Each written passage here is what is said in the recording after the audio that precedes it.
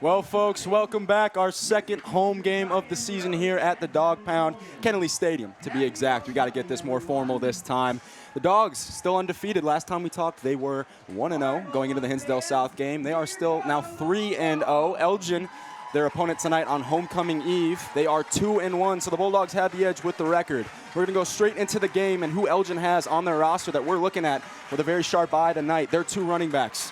They look like pretty good players here tonight, pretty big studs with the likes of Lamarion Powell and Anthony Foster. Powell and Foster, interestingly enough, actually share the number 1 and 2 spots in the Upstate 8 West, so their division in rushing yards, and it's going to take a lot from this Bulldogs defensive line tonight to shut those two down. No, absolutely, and they're two absolute beasts. Anthony Foster, last game, 8 carries for 18 yards, but in 3 games, he has 32 carries for 253 yards and 3 touchdowns, including a receiving touchdown as well. And Lamarion Powell, 6 carries, 102 yards, and 1 touchdown in the last game as well. And on this season, 21 carries, 293 yards, 3 touchdowns, and he has 2 games with 100-plus yards. I mean, what else can you ask from a high school running back? That is just absolute beast, and he's averaging 14 yards a carry as a sophomore in high school. Yeah, the kid looks like a stud, and we're going to take a quick break here for a second. You got me and Colin in the booth, but do you recognize a familiar face right here? The man, the myth, the legend. Liam Cohane is back in studio. You want to say what's up to the folks? Yeah, what's up, guys? It's great to be back. Back to my roots here at RB. It feels great to be back in this booth. Yeah, all 3 of us are going to be in the booth tonight. Should be a fun one against Elgin in a very important game like we talked about, homecoming eve. So we talked about the 2 running backs on Elgin's roster, right? But the quarterback room has been rather shaky, not as good and not as star-studded as the running back room.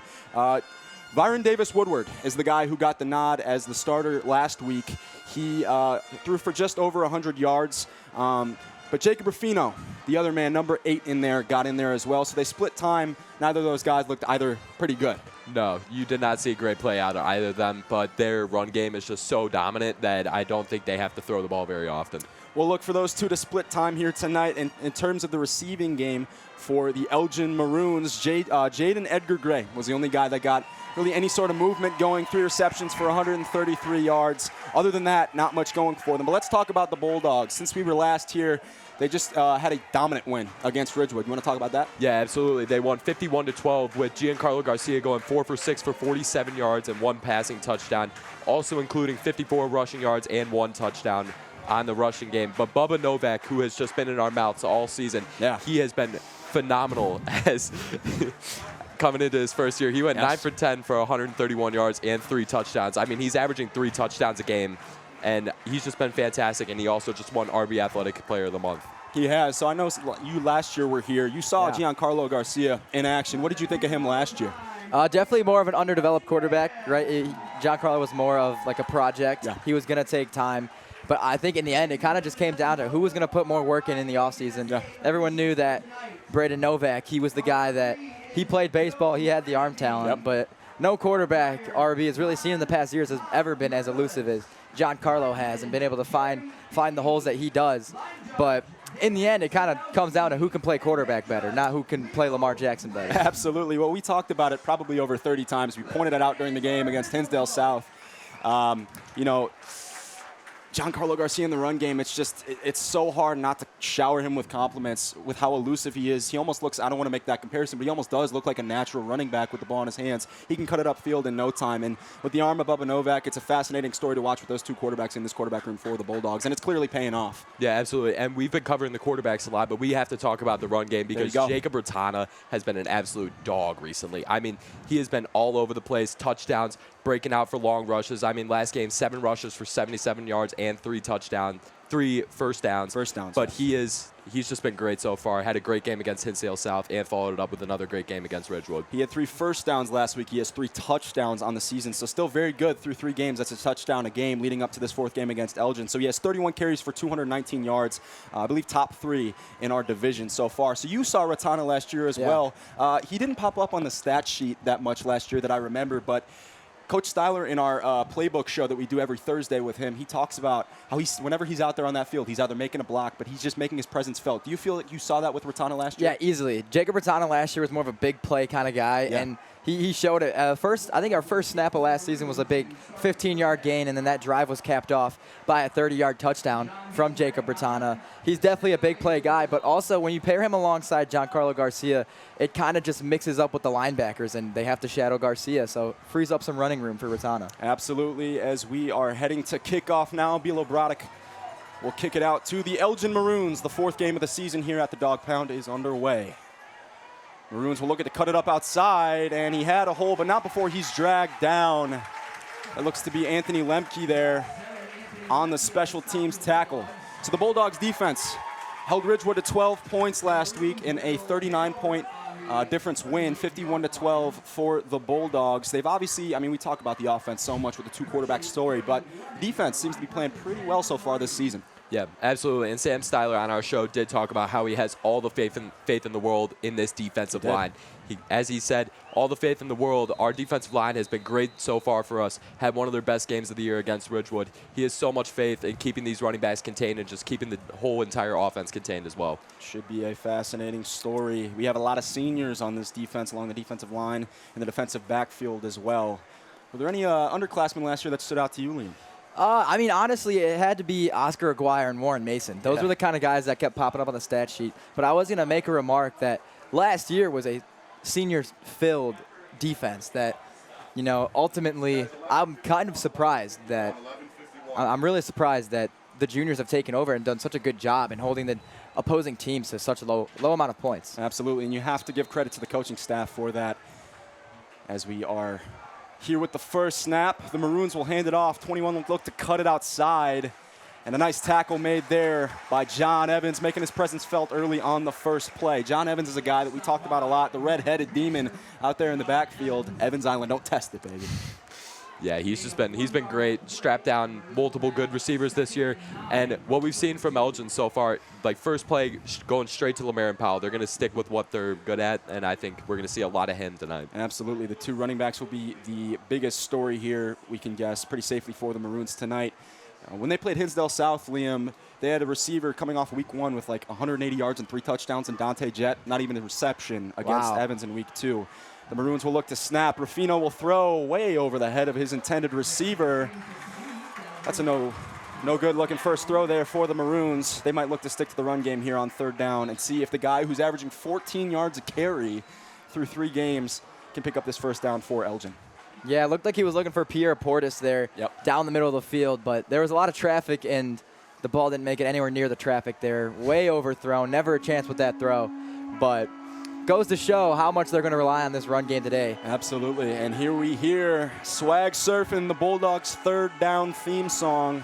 It worked last time we were in this booth. It felt like every time this song played, the Bulldogs got the stop they needed. First 3rd down, they'll see here on defense tonight. What will they do? Empty set for Ruffino.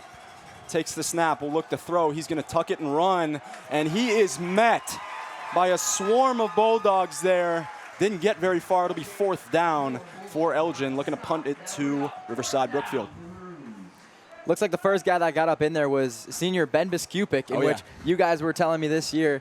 I'm used to announcing for Ben as a basketball player, and sometimes baseball player whenever I could get out there if I ever did. Yeah. But seeing him on the football field, you guys have said he's been standing out all year. Absolutely. Yeah. We talked to him pregame. You wanna mention that there? Yeah, so he did have a huge scoop and score last week, and what he said about it is it felt great. When I play basketball, I never really get to do cool things. I'm usually deferring to Colin Smino or Cameron Mercer. So it feels great to actually do something that people notice and talk about. It was the greatest feeling, and nothing can compare. And Ben has just looked great these first couple weeks. He really said he's starting to stand out, and he really has. He's just been a beast coming off that line. Absolutely, as the punt will bounce back towards the Bulldogs' way at the 32-yard line. We'll see who Riverside Brookfield decides to trot out there as the starter. It looks to be Braden Novak, number 9, coming out to lead the way for the Bulldogs here on the first drive. I'm excited to see here how much this receiving core looks different because, 2 of the main guys last year were Jaden Karras and Xavier Morozic de Jesus, who obviously have been, big aspects in this year's offense. For sure. And it's looking like John Bila-Bradek is moving into that wide receiver 3 spot. He is. So I'm excited to see what he brings to the table. So many athletes on this team, a kicker and a wide receiver. It's an interesting combo, but it's paying off so far. Bila-Bradek had a touchdown against Hinsdale South in week 2. Ratana in the backfield here for first down for the Bulldogs. 4 wide receiver look. Elgin making shuffles along the defensive line. Novak will look to throw. He's going deep first play. Does he have his man? He does. Down the sideline. He'll be wrapped up.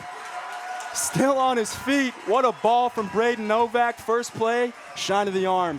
Picked up right where he left off. Jaden Karras absolutely burning the cornerback there. And last week he had another huge game with 3 receptions for 93 yards and 2 touchdowns.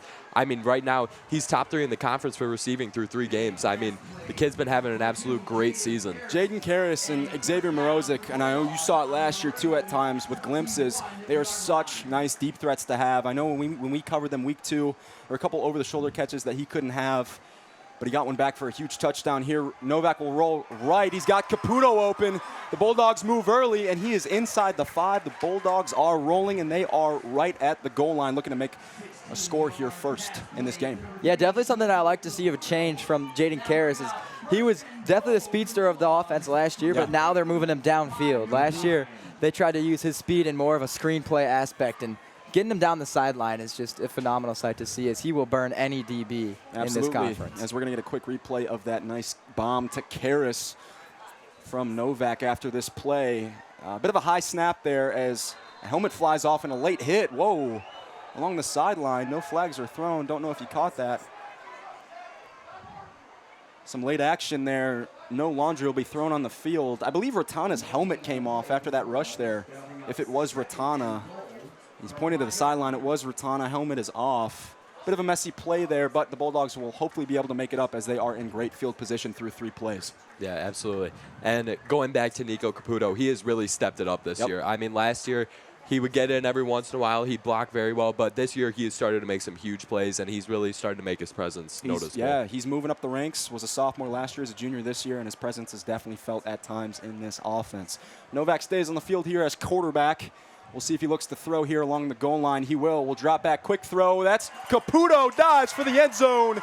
He's got it. Touchdown, Riverside Brookfield, and the Bulldogs strike first once again. Phenomenal start here for the Bulldogs on homecoming night.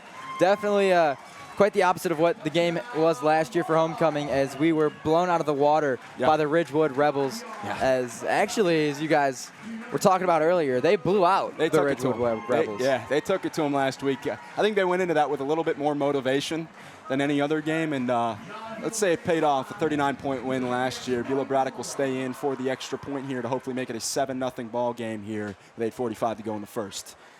Knocks it through, and just like that, the Bulldogs find themselves on top with a beautiful first drive. This offense is flowing as we'll move to a replay here of the touchdown. Novak rolls out left, and it's money from there. Absolutely. And we talk about G's ability to run the ball, but Braden Novak has that ability to get out of the pocket and roll out too. He does. That strong arm is always showing off whenever he's able to get out there and throw it. That's also what makes this dual quarterback threat so dangerous. You know, if you're not paying attention to the numbers, you don't know which quarterback is faster than the other. You don't know when Giancarlo's the one rolling out wide, and you are keeping your DBs back. You know, when it's Novak, they're obviously going to keep some DBs back. He's less of a running threat. But if it's Giancarlo, he'll take off and he'll make you pay. Absolutely. We haven't seen that yet, but they will definitely get him in here as the game goes along.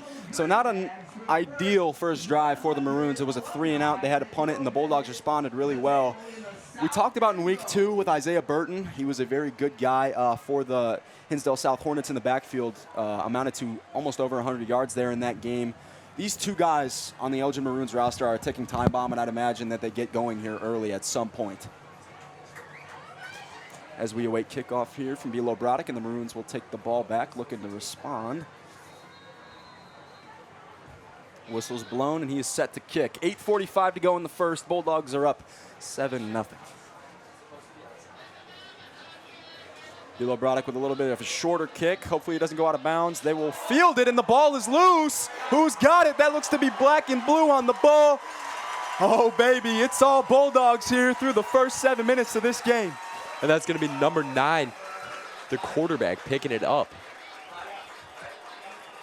I lied. That's number 5. That's Warren Mason. That would have been pretty special if that would have been Novak was out there. But no, special teams. But Warren Mason, I mean, we can't compliment the kid enough.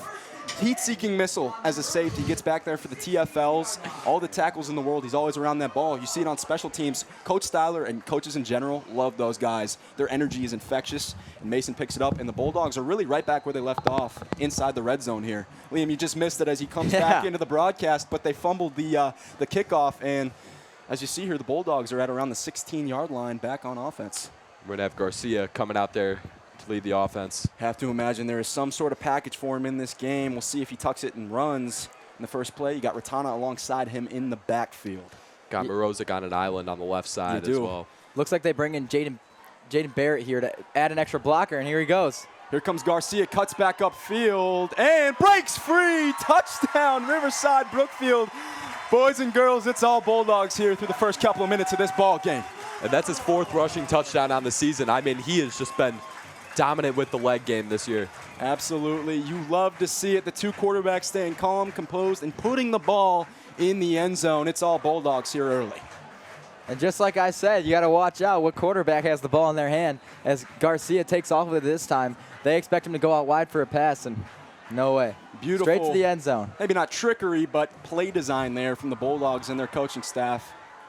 As Bilo Brodek will kick it through. Feels like we just started this game 30 seconds ago. Bulldogs are already up 2 scores. Can't complain about that. And here we come with the replay of the touchdown from Giancarlo Garcia.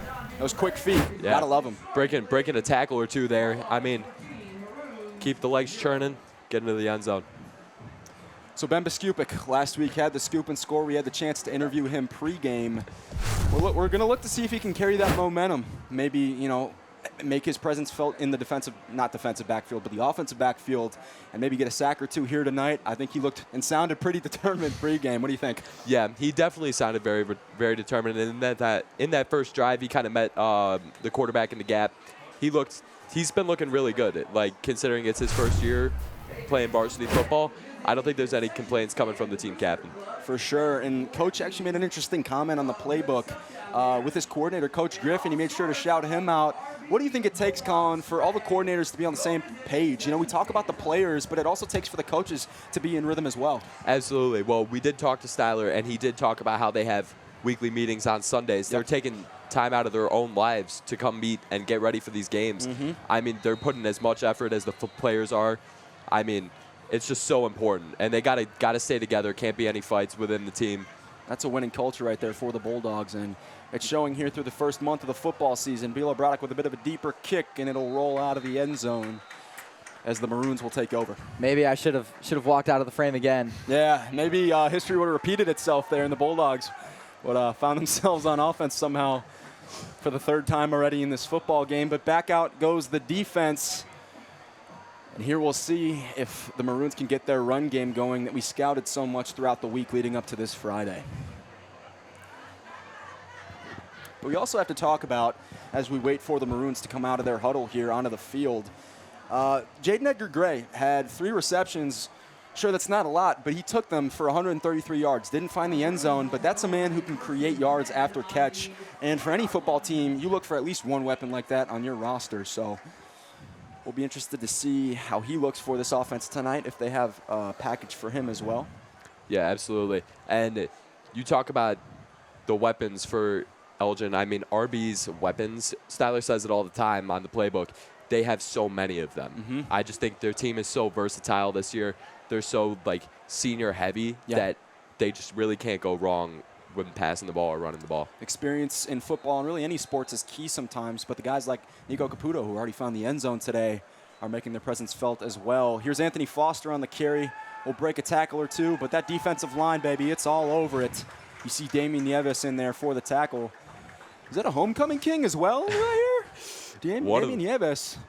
Runner up, definitely, but he was definitely on the court. Yes. What a guy on and off the field as we see Mr. Holdren come through here. Surprise guest on the screen. I'm sure he's happy to see Liam back. There he is. Yes, sir. The man, the myth, the legend, Mr. Holdren. He's the guy who puts all this together. Gotta love that man. Spends countless hours up in the booth getting the wires together and everything else down there on the field as well, as the Maroons will take the snap here. 15 man is in motion. That's a receiver there. Will look to throw. Pressure ensues, and he'll tuck it and run for a solid run there as a flag flies in late. We'll see what the call is. And that is Jacob Rufino. One of the comments we made at the start of this game is that the quarterbacks may be splitting time, and we've seen it so far this game. Yeah, it looked like that flag was thrown in the back from the backfield, so that's a holding on the offense, pushing that run all the way back to make it a 3rd and 17. Got some yardage to make up there if you're the Maroons. Or second. Excuse me. That's not your fault. Yeah, don't worry about it. Gotta imagine they might just hand the ball off here, try to get some of this yardage back. They got 2 weapons to do so, as we talked about a plethora so far this game, and we're only a couple minutes in. I don't know if I've ever seen a quicker start to a high school football game. I mean, 14-0. Feels like we just started a minute ago. Here we go for the Maroons. 4 wideout set here. Man in the backfield, that is Foster. Something to keep note of is that Powell is not in the game right now. No. That's their main man. That is their main man. Through the stat sheet at the very least. He will look over the middle. And a nice defensive play there. Warren Mason already has a fumble recovery on special teams. Nice play there with the PBU to break it up over the middle of the field. Yeah, absolutely. And Warren Mason on the season, 14 total tackles, 1 interception, and 1 blocked kick. I mean, he's just been all over the place this year as we hear swag surfing again. New culture here for this football team. Starting with some swag surf. Wonder who put in that request, if it was Styler or somebody else. But, I mean, I want to see the statistics of swag surf and how that's paid off for the Bulldogs on 3rd down, because it must be, I know it's doing real well from what we've seen so far at home. Rufino will take the snap. A little trickery there as an end around. He has a lot of green field ahead of him, makes a move, and spins, keeps it in bounds. Don't know if we'll have the 1st down there, but definitely made some yardage up to make it easier to get out of this position they are on the field. As I believe they will be just short of the 1st down at the 30-yard line. And that's going to be Pierre. It's going to be Pierre Portis, the freshman. I mean, Elgin may not have the total senior makeup that Riverside Brookfield does, but having some of these younger guys on their team making plays shows a promising future for sure. Yes. After all, the Maroons still are 2-1. They came off they're coming off, a bad loss last week to West Aurora, got blown out. So the Maroons are coming in to the Dog Pound, looking to make up for that loss last Friday. As the Maroons signal the punt here, we're waiting the snap. It's a high snap, and nearly blocked. And it'll be out of bounds near midfield. That was a bit of a messy play there from the Maroon special teams. Don't know what happened there, but Bulldogs yet again for the 3rd time with good field position, almost on the Maroon side of the football field. Right. Yeah, I was about to say Warren Mason about to add another block kick to his criteria. I mean, gave that kid a lesson. Yeah, I mean, he must be juiced up every pregame. I don't know what he does. I don't know what his pregame ritual is. I don't know if it's some sort of meal, whatever it is, but it works, and he's setting the tone early. Exactly, man. I need that. That's what I need. Exactly. So Liam, if you guys don't know, is a member or a student now at Arizona State. How's the college treating you so far through a month or so of school? It's been a blast. I've joined all the broadcasting clubs. Yeah. I'm getting my hands on a couple of games in November for some D1 volleyball, and then later in the year for some D1 hockey. I'm super excited. Love to hear. That's my setter. I miss him as Novak will roll out, look to the left. He's going to zip it downfield. Nearly intercepted, almost landed in the hands of the intended receiver. Real tight throw. We might have a PI here, folks, to move the ball downfield for the Bulldogs. Was intended for Nico Caputo. And that somehow almost landed in his hands. It looked like it went through the defensive back there. That would have been a crazy play, but we're waiting the flag here. Braden Novak has that zip on the ball, though. He can get it through those tight gaps. He has the arm strength to do it. That's for sure. As the ball will move downfield, it appears as if it was a pass interference. So the Bulldogs keep chugging. They didn't even have to do anything there other than draw a flag. They are in prime position now to set themselves up for a blowout here on homecoming night. It would probably be one of their first blowouts in over a year from my eyes. At least. You came back at the right time, the right Friday to pick here so far. Almost got the Maroons to jump there. A lot of time, a lot of time on this play clock. They can do whatever they need. As the Bulldogs settle in, we'll hand it off to the hot hand, Ratana. He looks to still cut it upfield. There goes Ratana, still on his feet inside the 10-yard line. We called him a bowling ball in week 2. It appears as if that trend has still continued for number 0. I mean, he's just so elusive, so strong, keeps the legs churning. And I made the comparison to Saquon Barkley, and I still continue to make that comparison because he is just such a tough runner. That is a hefty comparison. It is tough to compare a man to the 101, the Madden cover, Saquon Barkley, but there are shades of it. I will say you're not totally wrong, as the Bulldogs will be inside of the 10-yard line here at around the 5, right where they were for that touchdown when they had it to Nico Caputo. Let's see what they do here. Maybe hand it off to Ratana to get him feeling good inside of the end zone as we await for the play here on a fresh set of downs for the Bulldogs. Novak will take the snap, will hand it off, and Ratana stays on his feet. Ladies and gentlemen, it's already 20-0 all Bulldogs as we have the running game shine here early as well. I mean, that's fourth touchdown on the year. I mean, he's just having a season. It's a great way to start your senior season. It's great to see. Ratana didn't find the end zone a lot last year, but now it's starting to become a regular thing for number 0. Great to see. I'm sure all the dogs on the sideline are feeling it right now. Good vibes all around. Out in the stands there as well. Theme is blue and white tonight. They showed up, they showed out, and everything is paying off here tonight. All Bulldogs here in the first quarter as it's still not over yet. Low snap, fumbled snap on the extra point, and they'll just have to run it out of bounds. So it'll stay 20-0 for the Bulldogs. Still up 3 scores, not 21-0, 20-0 instead. But if this trend continues where the defense gets the Maroons off the field quick, the offense is just going to keep humming. You know, I'd like to go back to that Jacob Ratana big play run there. Yeah. I know how elusive, how quick he is. I think the most impressive thing about that play was the way he could follow his blockers. Yep.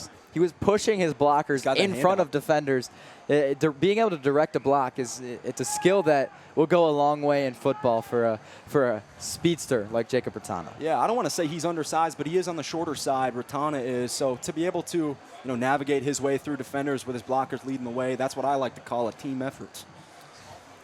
As we await the kickoff here, all Bulldogs, 5:23 to play here in the first. Who are some guys you're keeping your eye on this week, Colin? Any guys off the top of your head?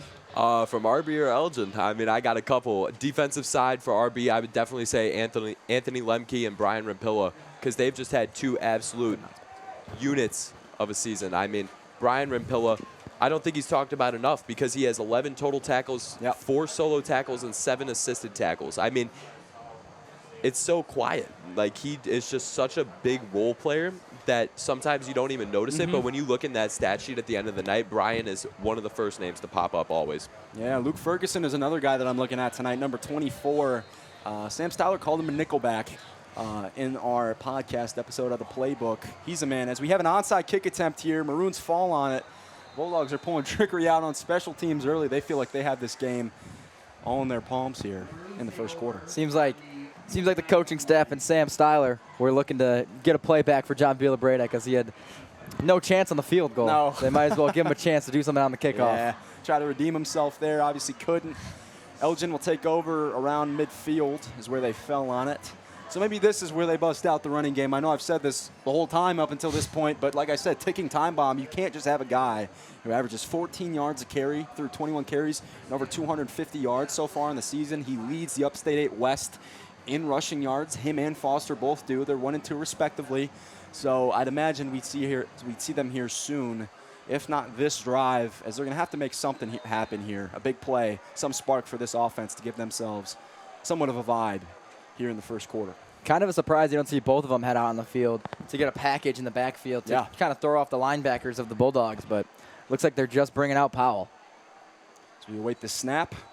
It is a toss, early flag. This one's coming back for sure. And he will cut outside patiently, still running. Now gets knocked out of bounds around the 35-yard line, but we saw that flag early on. Have to think it's coming back, and it will. We're going to call it an illegal shift on Elgin. So a good gain there, probably the biggest gain so far for the Maroons. Going to be called back, and they'll have some more yardage to make up here on the offensive side of the ball. And we talk so much about RB's defensive line. They've done a great job all season with stopping the run game. I mean, they've faced some tremendous running backs, and they have just shut them down all year. So Lamarin Powell, a bit more of an insight on the player here. He is a sophomore, so it's not like he's a junior or a senior. He's still a younger guy, sitting at 5'8", 158. To be specific, 21 carries for 293 yards, 3 touchdowns, and he has 2 games with over 100 rushing yards in each. The snap here will go to Powell. We'll see what he can do. And another flag is blown as he will cut to the opposite side of the field. And there's nothing going there for him. Oscar Aguirre set the tone, young buck. Number 2 in there for the tackle behind the line of scrimmage. But we'll see what the flag is. Seems like Lamar and Powell thinks he's prime Tariq Cohen. I was just about to say that. That one punt return versus San Francisco, he's going the right way. He's going anywhere but forward. Yeah. And it's kind of just killing him and his team, because it sucks to see that his 15-yard gain was called back, but the illegal motion was on him. Yeah. He was moving before the snap. Can't really shift like that before the play's called. And no, if you wanna highlight, you got to do it the right way. Can't overcommit and set a flag on yourself. So nothing but sloppy so far here for Elgin, Colin. And he's definitely not in the greatest mood as he tosses his helmet as soon as he gets back to that sideline. I mean, you cannot be doing that. Oh, 2nd and 20 here for Elgin. Started the drive at the 50-yard line. They're all the way back at the 40. 39 to be exact. Will take the snap, look to throw. Defender's in his face. It's a dump off. That'll be Foster, and he's cut down around midfield, so makes up some of that yardage. Maybe not a third and manageable, still a 3rd and long. Maybe look through the air here for the Maroons to respond and hopefully keep this drive moving for themselves. a little bit of a screen pass look there to Foster, trying to throw off the defensive line of the Bulldogs. Got a good enough gain, but when you're in that situation, you need a little more than that. Wouldn't be surprised if we see a lot more checkdowns to these running backs. They, through the stat sheet at the very least, appear to be shifty as the Bulldogs almost jumped there, and he did. Not once, but twice. Not once, but twice. Goes Miguel Artiega. Yeah, they almost got him the first time, got him the second time, and he will walk off the field there.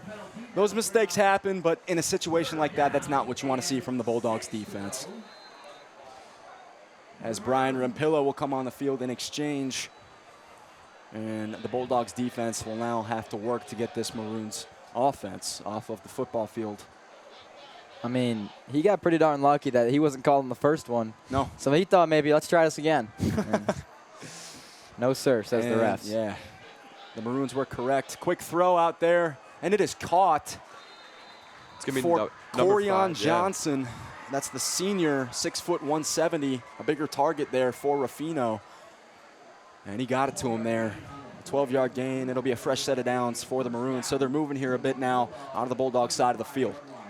Absolutely. As we have 3:19 to go here in the first. We're starting to see a little bit more of this speed that we talked about pregame. Sam Seiler said one of the fastest teams we're going to see all year. And we're definitely starting to see that as hand the ball off again. That is Anthony Foster on the play. He's 5'10", 170. So Powell, number 21, he's the sophomore. Foster is the junior. So these two guys are still underclassmen. They're not, top of the line yet. They're not seniors. So Elgin will have, at least one of these guys for another year, or at least two of these guys for another year. As Ruffino gets set for the snap, it's 2nd and 8 for the Maroons. At the 37-yard line, the 33 of the Bulldogs. Will Ruffino look to pass? He will. It's a screen play here, a shifty move, and he will just die down there. A gain of about 2 or 3 for the Maroons. Right back to Pierre Portis. We talked about him earlier, the freshman. Seems to run a couple screen plays, couple of end arounds for him. We're getting him involved early. That's his second target already. As he can't looks help like here, swag surfing. Yeah. That last play, he's slipping up. Yep. In the water, like they're swag surfing over there. Must be a couple puddles out there. There you go. That's the pro on the mic, folks, Liam Cohan. Looks like they jump again. Whistle blown. We'll see what the call is. And they're moving back. So it was on the offense. They're going to call it a false start. So just when the Bulldogs start making, the stupid mistakes, Elgin makes one of their own. The flags sort of playing some battleship here, moving back and forth on this drive for Elgin. And the Bulldogs have been pretty good with penalties all season. Haven't really had a major issue. I feel like last year it was a lot worse as they had a rather underdeveloped offensive and defensive line, but this year they've been pretty good about it. Yeah, last week the defense had 4 defensive penalties versus Ridgewood as there's a swarm of Bulldogs all up in that play. Nothing was happening there. Brings down the quarterback, Ruffino. And it'll be 4th down for Elgin. So an interesting play call there on 3rd down for the Maroons. Obviously didn't pay off, as we'll see what they do here on 4th and long. Definitely made the wrong read there. Yeah. He misread that block terribly as he was forced to, run all the way outside while his main man, Anthony Foster, kind of had a hole right up the middle, which would have cut them to a shorter 4th down. Yep. Clearly they were showing they were going to go for it all the way. Ruffino looks to the sideline. Coach signals. Looks like they might change up the play call they had in mind here. What will they do on 4th and 13 as they go for it? Hope the defense doesn't jump here this time. They won't. Ruffino will look and scramble. If he can beat around the edge, he has a lot of green ahead of him. He does. Does he have the first? And a bit of a late hit as the Bulldogs are signaling to their side. And it is, in fact, short. So the Bulldogs will take over. It looked like Ruffino had the edge there, might have had the first down, but just short. And the Bulldogs will take over to look to score once more. He didn't take the hit there. He slid. I think right there you got to take the hit. You're down 20-0. You got to get the offense going. I think a hit or two couldn't kill you. Well, you never know, but you need the first down when you're down 20 here in the first quarter as the clock winds down under a minute here. Yeah, but I couldn't agree more. In that situation, you cannot be sliding anywhere near the sticks. Yeah. And if you're not taking the hit, you're diving. You're diving for the first down, and he obviously just had the wrong choice. Yeah, why not pull a Kenny Pickett there? Yeah. Why not pull a Kenny Pickett, a fake slide? I don't know if that's still legal even in high school, but here's Novak with the snap. Quick throw and a nice catch there from Morozic. Way to tuck it as the defender almost had the edge there for a PBU, but instead the Bulldogs will continue to move the football on the offensive side. And Novak's looked great again. Sharp. I mean, he has made couple great passes, couple close calls, but so far he's looked great again. For a high school quarterback, he is so efficient. I mean, it blows my mind from what we've seen from him and what we see on the stat sheet here when we study on Max Preps throughout the week, going into Thursday for our shows, even when they're not playing at home. It feels like every time he's out there as a starter or as a rotational guy, he's making the right decisions. As the Maroons, I think they jumped there. Refs won't call it. As Novak looks to the sideline, wonder if you see a run here to Ratana to get him going as well, as he already has a touchdown on the game. Bulldogs don't need to snap it, but they do, and it's to Ratana. The handoff was there, a solid gain, and Ratana gets up in the face. Looks like there was a late punch there from number 11. That's Gavin Vitek, the defensive end, the senior defensive end for the Maroons. And he's probably in his face saying, hey, scoreboard, we're up 20-0 here in the first, as that will end the quarter. All Bulldogs here through the first. Got to be feeling good if you're in the stands or on the coaching staff, or you got a helmet on. What do we think so far, boys? I mean, they've just looked great. I mean, zero complaints from the offensive or defensive side. I think both quarterbacks have looked good. Run games look good. Passing, blocking has looked fantastic. Offensive line has not been an issue this year. They've done a great job protecting both the quarterbacks and the running backs. Defensive side, I mean, just stops all over the place. They've been hitting hard. And Styler did say they need to keep them contained. Don't let them get to the outside, and they've done that so far. Yeah, offensive line is definitely something to shout out there. Without a good one, you're seeing none of this come to fruition. Joey Campagna is a guy, a senior, that is holding it down. He's kind of the anchor for that offensive line. Guys like that are what you need on your football team and on that front five for the offensive line. Yeah, and like you said earlier, the theme today is blue and white, but this game's been all black and blue. There's been no white in this game making any differences. Just a lot of mistakes from the white side as Elgin has struggled majorly in this game as they're even lining up on the wrong side of the ball. So. Oh, my goodness. Yeah, I mean, I don't want to make too harsh comments, but I don't know what they were doing during practice this week. At least so far. Or pregame. Did they pregame? Did they pregame? That'll doesn't look like it. Be left to be figured out. As I believe that's Garcia in there for the snap. Correct me if I'm wrong. Can't see the number here from up here. High snap. No, it's Novak. We'll just have to fall on it. And that's a bit of a waste of a play. Not what you want to see there. Oh, it was. Excuse me. Well, you got Garcia on the field now. You're playing, mind games with me here. I see Novak and Garcia out there. Yeah. So I almost wonder if there was a package there. Yeah. If he was down the field there for that play to maybe hand it off to him. I mean, we know what he can do with his feet. And I did talk to Giancarlo earlier last week, and he said they're going to start getting him in on some running back snaps. Interesting. So I think that's what we saw right there. Might as well try to put some stuff in while you are going to probably blow a team out. And as I've seen so far, a lot of frustration coming from the Elgin side as Gavin Vitek is yet again just going at it with Bulldogs players. So that's something to see on the penalty side. We'll see if Styler pulls that play out of his sleeve later and make it work. Novak will dance around the pocket. He'll have to tuck it and is hit from behind. A gain of around 4 there on the scramble as he is tackled there by Jameer Moore. He also plays wide receiver, his sophomore, 5'9", 130. Yeah, I mean, putting Garcia at running back, that wouldn't be the first time we've seen this under Sam Styler, as David Valencia, his senior year, when he started fighting with Gutierrez for the starting spot, he actually ended up turning into their main running back, their main man in the backfield, and it worked out really well as that combo was able to throw off the defense a little bit. Who's throwing the ball, who's running.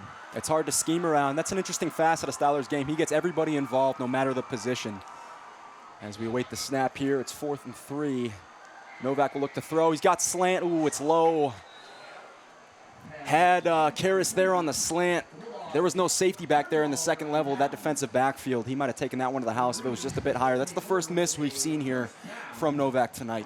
Yeah, and Karras just absolutely burns whatever cornerback is on him. I think he runs like a 4.40. I mean, this kid is just honestly, I want to disagree. I think he runs a quicker one. I think he's in the 4.3 zone, which is a sight that you love to see if you're a scout. And if he can keep up the season he's having, he'll get some great looks.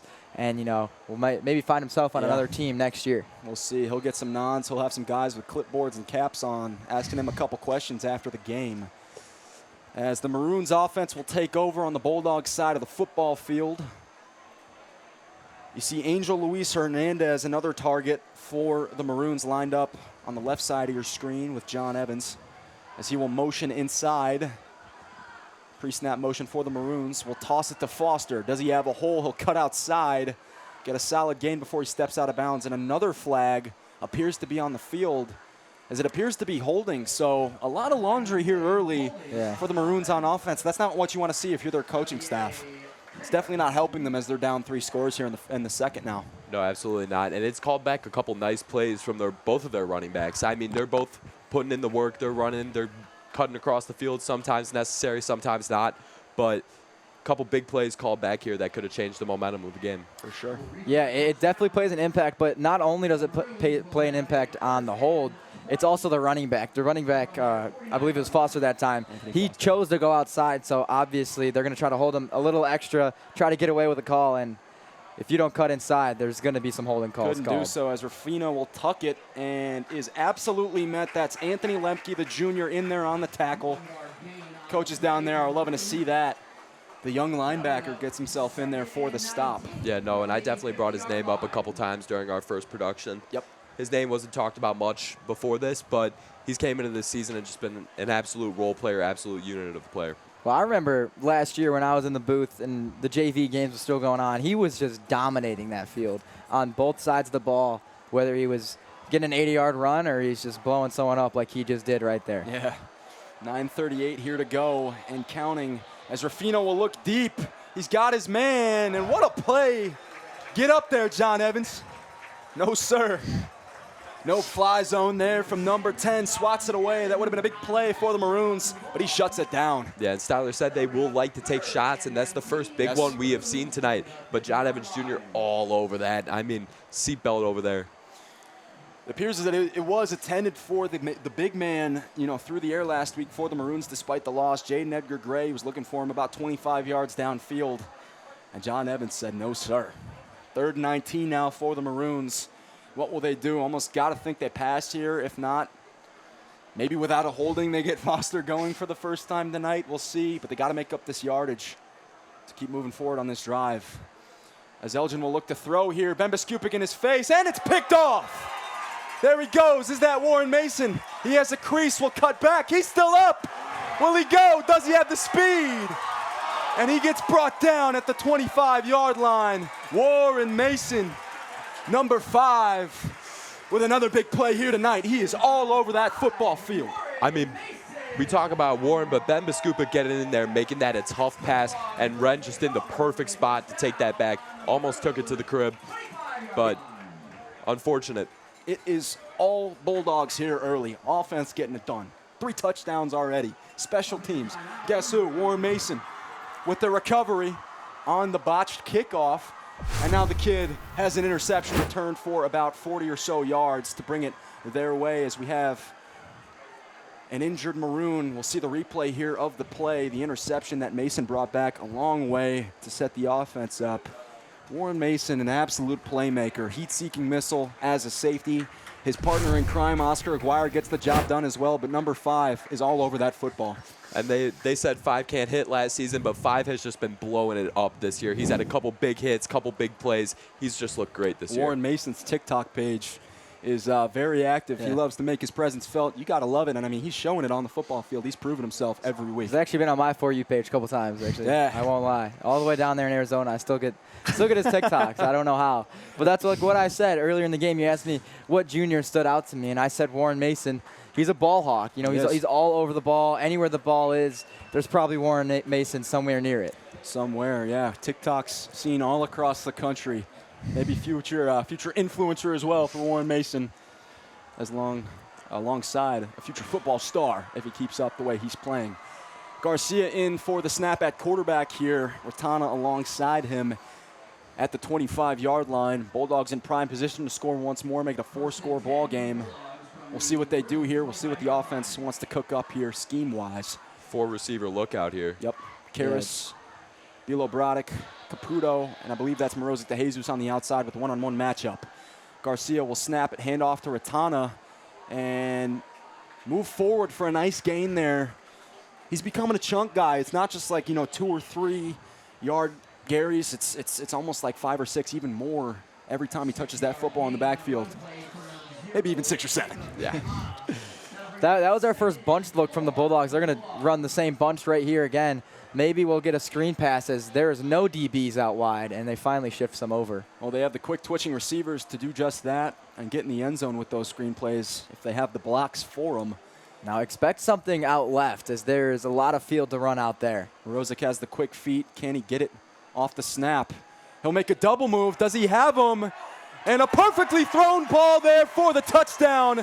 Xavier Morozic de Jesus, number 6, in for 6. Absolutely. How about that from Garcia? Has to be feeling good through the air there. Absolutely, and we talk about his run game, but his pass game is just as great. I mean, it's not talked about enough. He put that ball right on the money for Morozic de Jesus to bring it in, and he is just a great receiver. I mean, that double move was pretty. He had it. Yeah, go ahead. Yeah, there was nowhere else he could have put that ball. No. That was right over the DB's head, and I saw a glimpse of it last year where Morozic de Jesus is always able to climb the ladder, always will get to that ball.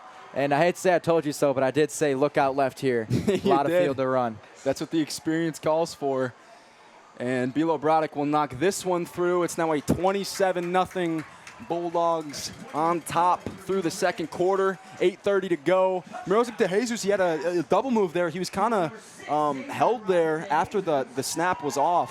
But he made a double move, got outside, separation just enough to find himself in the end zone with the ball in his hands. A perfectly placed ball, like you said, from Giancarlo Garcia. When we see him out on that football field, it's not necessarily through the air. It feels like they have more running packages for him. The stats show it. Has over 100 rushing yards on the season with at least a couple of touchdowns. But that has to make him feeling good. Maybe give him some momentum in his head through the air and make him feel good going forward. Yeah, absolutely. And we've been talking about both quarterbacks all night. They've both looked great. And it's great to see because having this versatility makes this offense just so dominant. Yeah. I mean, they've been hot all year, and they've just kept it up as they're up 27-0 in the second quarter. Yeah, well, this is our 4th week now here that we're seeing the Bulldogs. They're 3-0. Sometimes with teams, you see them kind of fluky, right? They maybe win the first 2 games of the season. You think this might be the year for this high school, for said high school. But we're a month into the season now on homecoming eve, and these Bulldogs are proving to be no fluke whatsoever. Styler is bringing these guys out here every Friday with 101% on all 3 sides of the football, offense, defense, and special teams, and they are in full control almost every time they're out there. And Styler likes to talk about it. He says, let's go 1-0 every week. I mean, I think it's a great saying, and I think the boys have been focused on it all year, not overlooking any opponents, because I feel like last year they did overlook some opponents, like Easily. Ridgewood. Ridgewood felt very overlooked last year, and they came out and blew them out of the water on homecoming night. And they have just been so locked in this year, and the Bulldog football culture has just really came alive. It is completely different from last year as Bilo Brodek will boot one, showing off his leg power. And the receiver seems to be Edgar Gray. Edgar Gray, and he is bottled up inside the 20-yard line. And a Bulldog is down on the field. Not what you like to see. Looks like a cramp. You got to hope it is. Gotta hope he just didn't drink enough water. Yeah. Hydration is key. Absolutely. I've learned that down in Arizona, where I'm living in 110-degree weather every day. Jeez, can't imagine. I know you're having fun there, but as we wait and hope that this Bulldog, gets off the field, hopefully it is just a cramp as they'll stretch him out. Is there anything that you learned from RBTV that you're carrying over into Cronkite, the journalism and broadcast program over there that is highly touted, really, number one across the country in multiple facets over there at ASU? Is there anything that you cherished and that you brought over that you plan to bring over in November when you get those calls on D1 volleyball games? Yeah, I think the main thing is how blessed we are to have a studio and have a production like this. Yes. As I've met people from all around the country, because people come all around to go to the Cronkite School of Journalism, and they're telling me their stories about how they set up their game on their computer, walked around, did cameras by themselves, and did everything by themselves. We're lucky enough to get a whole camera crew. We now have a portable studio, which, where was that when I was here? But, I mean, it's crazy how lucky we are to have all of this. And obviously through that, being able to comment on some games, it's definitely helped me, having some knowledge compared to the other rookies, you could call them. Yeah, well, we're looking forward to seeing your future success, Liam. I know you had all the talent in the world here at RB. I know it'll translate over to ASU, as that was Warren Mason. He did walk off on the field on his own power. Nobody was there to assist him, so you have to believe it was just a cramp. Hopefully, I mean, he's really one of your star players, so you need him back out on that football field regardless of the score. And not even just a star player. He's a senior leader. I mean, he gets the guys going. He keeps the guys up. No matter what's going on, his energy's always there. That's just not a guy you want to lose throughout the season. Yeah. And like I talked about earlier, I'd like to see some packages with Powell and Foster, and they're looking to bring it out right here. Throw a little deception on the defense. As the snap will come, handed off to neither of them, and the Bulldogs are in the backfield, and he'll just have to throw it out. It's incomplete. Well, you see that, two running back set. We talked to Styler about it in the playbook, and we asked him about, how do you not overcommit to one guy? And obviously we haven't seen them break free for much at all, because of the flags and also just because they haven't really been involved yet in this football game. But it takes a lot to not overcommit to one back when you have a crowded running back room like this on Elgin, but two guys that can perform to the highest level. It takes some mental game as well to make sure that you keep both of these guys contained and not just one of them. As the end around will go there to Powell, the speedster, and he'll just run out of bounds. Hey, this Bulldogs defense is outrunning them so far. I mean, they're all over the place. We talk about how speedy these two running backs are. Brian Rampilla there just chased him down on his horse, stopped that play from turning bigger than it was. As Warren Mason is on the sideline, you see number 19, Timothy Giacomelli out there, the junior, in the defensive backfield. Have to think he's taking over from Mason as he gets that leg loose, maybe cracks a Gatorade or two on the sideline. Something you think about when you are so dependent on two running backs at once is a little Kareem Hunt, Nick Chubb-like offense, but sadly these running backs haven't turned up to be nearly as good as Nick Chubb or Kareem Hunt, as they'll drop back to snap another one. Not a great throw there from Rufino outside, intended for Jameer Moore. That's the second target of the night. Couldn't find him there, and quickly it is fourth down for the Maroons. And we talked about it. Their pass game is not very strong at all, and we've seen it tonight. I mean, the Bulldogs' defense has just been all over the place, and their offense has just not gotten going at all. No, as we will see the punt team come out here for Elgin. Appears as if Karras is back to return. Are we feeling a crib call here? I wouldn't rule it out based on the way this is going. All the momentum is pointing the Dogs' way. We'll see. Just depends on how far this high school punter can actually get the football. And if he gets it off. Nearly blocked for the second time tonight. It'll roll past the 50-yard line, take an Elgin bounce around the 45. But who's to say the Bulldogs can't stroll all the way down the field like they have all night tonight, as we are under 8 minutes, 7:49 to go in this second quarter, in this first half. All Bulldogs so far. Nothing has changed as we roll through. Yeah, at some point, you start to question when there's 7 minutes and 50 seconds left in the second quarter, and it is a 4-possession game. When will the Bulldogs start mixing up some players in this offense, getting some other guys some looks, as we saw a couple times last year, and now those guys eventually will turn out to be the starters next year, as it definitely helps a lot when now you have, a guy like John Biela-Bradek, who really only got offensive looks late games Right. when, you know, Limited the leads were opportunities. big. And now John Beal Redick has shown to be a proven piece in this offense. Yeah. As the Bulldogs offense will take the field once more. Look to blow this one even wider open. As Novak will take the snap. 7:49 to go. And Novak will roll right. Looks to throw on the money once more. Way to bring it in. That's Nico Caputo. He's finding himself a lot of looks through the air here tonight. Already has a touchdown. He's getting some more yardage to tack on top of that so far. Absolutely, and it's great to get him going. Even in a game like this, build the confidence of your receivers.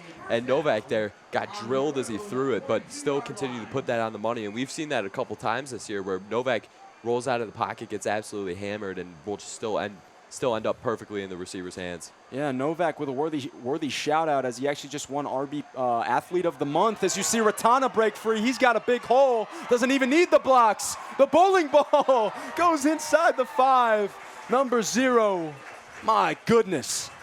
What a player that kid is. This man just does not go down. He is a yards after contact demon, and he's just proven. He literally carried two Elgin Maroons on his back for a good 10 yards there, and I was surprised he didn't find himself in the end zone bouncing off them. But I would be shocked if they don't give him the ball to end off his drive. Yeah, that's what squatting 400 plus does to you. I guess it does pay off to a certain amount as Ratana puts his head down. Is he in? It's awfully close. We'll wait for the signal. It appears he's just short, but they are inches away here to making it now a 5-possession football game with the first half not even over. Yeah, and you talk about the bowling ball. I mean, the Dogs are just rolling tonight. I mean, their offenses look fantastic. I mean, you can't talk about it enough. Every single facet of it has just looked great. As Novak will try and punch it in with Ratana. He's dragged into the end zone as we see a late flop there from the offensive lineman. Almost sold it, but Ratana finds himself into the end zone for the second time tonight. And these Bulldogs stay barking. It's 33-0. Pending the extra point, could be 34. Yeah, Daniel Emperin just having fun. He's just having a good time now. Yeah. I mean, obviously a little bit of a flop towards the end of that play, but Bulldogs call volleyball. it a celebration. Yeah, Bulldogs volleyball disciple there. JV Warrior from last year. It appears as if the Bulldogs will stay out for 2, try to make up for that missed extra point a couple of touchdowns ago. Yeah. Which was somehow only probably 6 minutes ago. Yeah, tell me about it. 6 minutes to play, 6 minutes and 18 seconds to be exact. Maybe we see some creative play, or they just hand it off here to try and get it in for 2. We'll look to throw, and he's got, just missed him there. That was Novak intended for Jake Dudzik. Jake Dudzik, number 83, the tight end underclassman. You go through his hands there? Yeah, absolutely. Right Straight there. through the hands. Right through.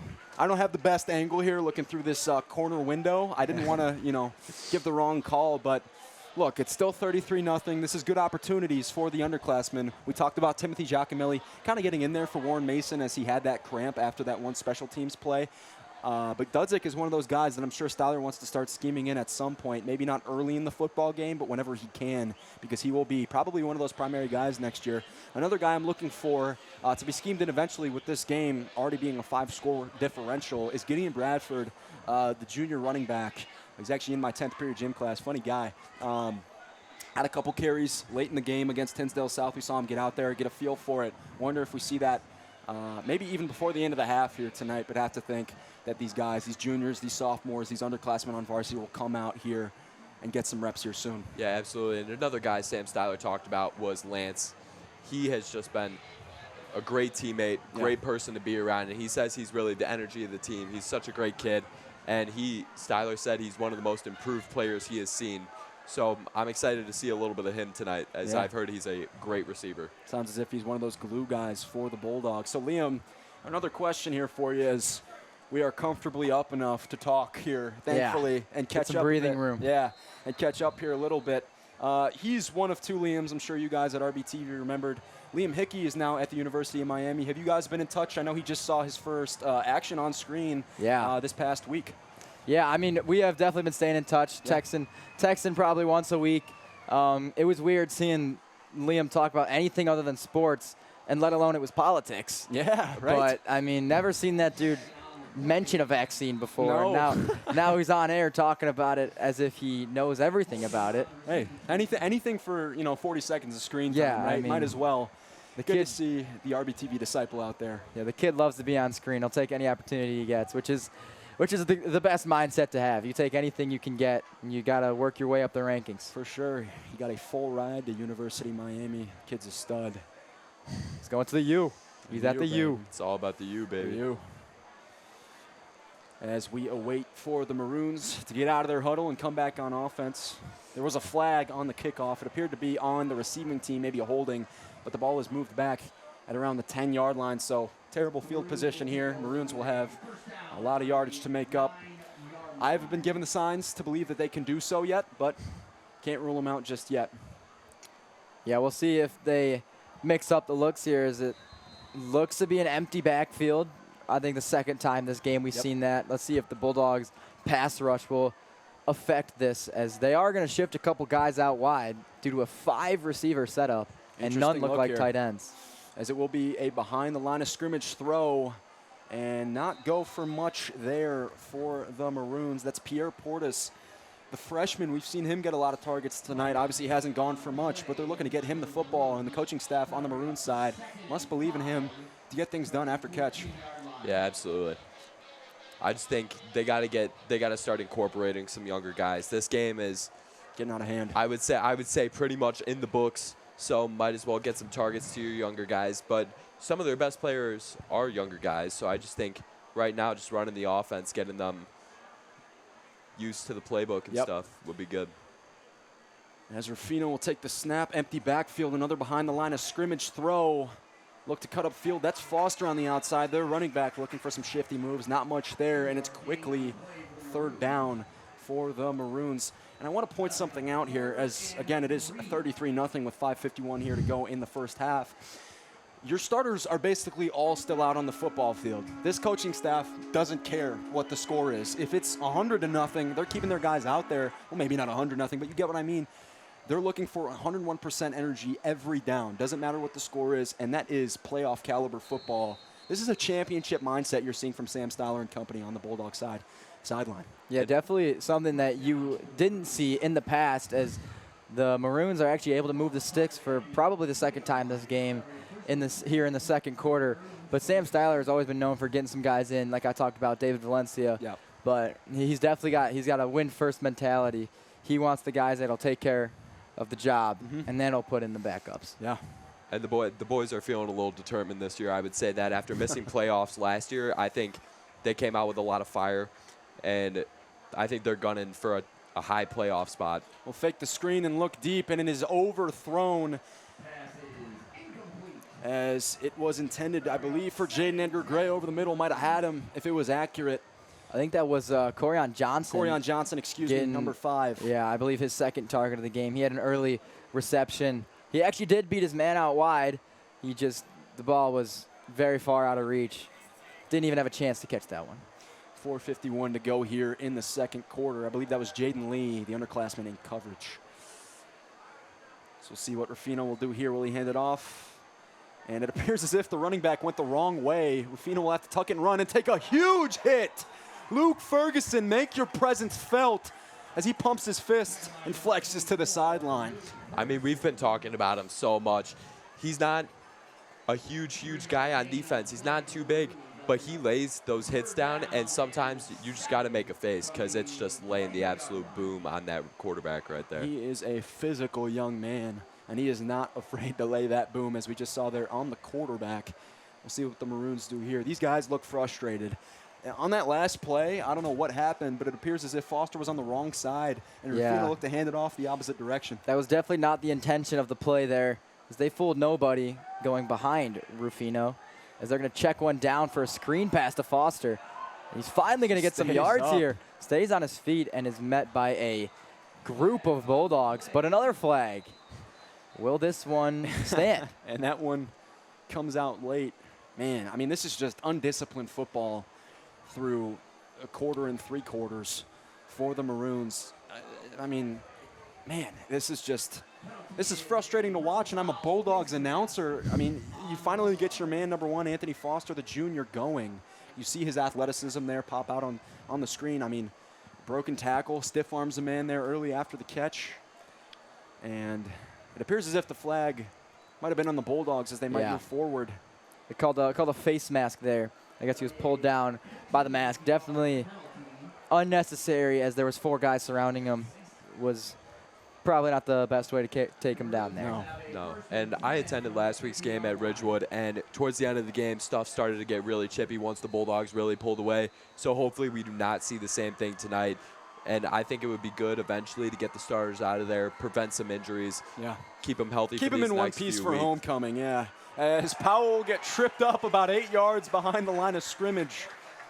Man, can't get these young guys going, 21 or number 1, the ones that we, showered pregame, showered on Thursday, said these are the guys to look out for. Not saying that they aren't special athletes, but on the stat sheet it won't pop up through 2 quarters here.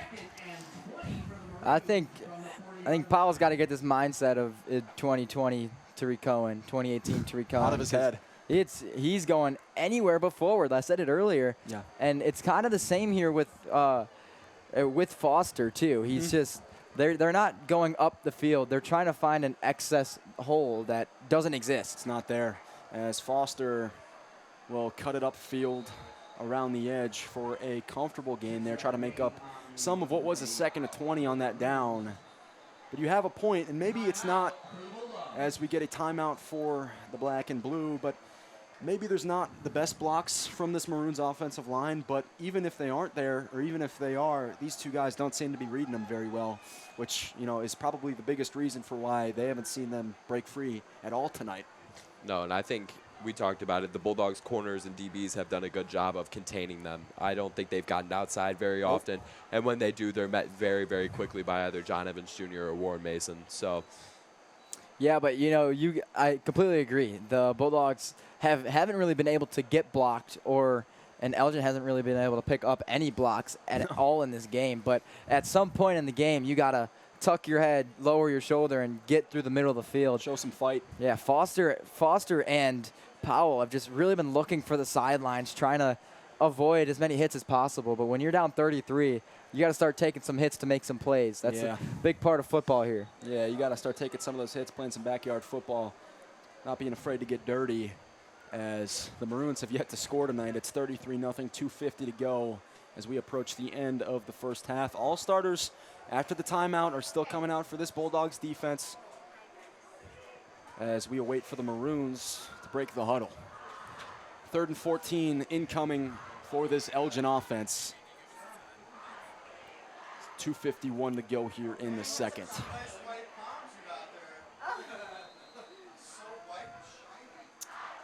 It appears as if we'll have an empty backfield for Ruffino, empty set.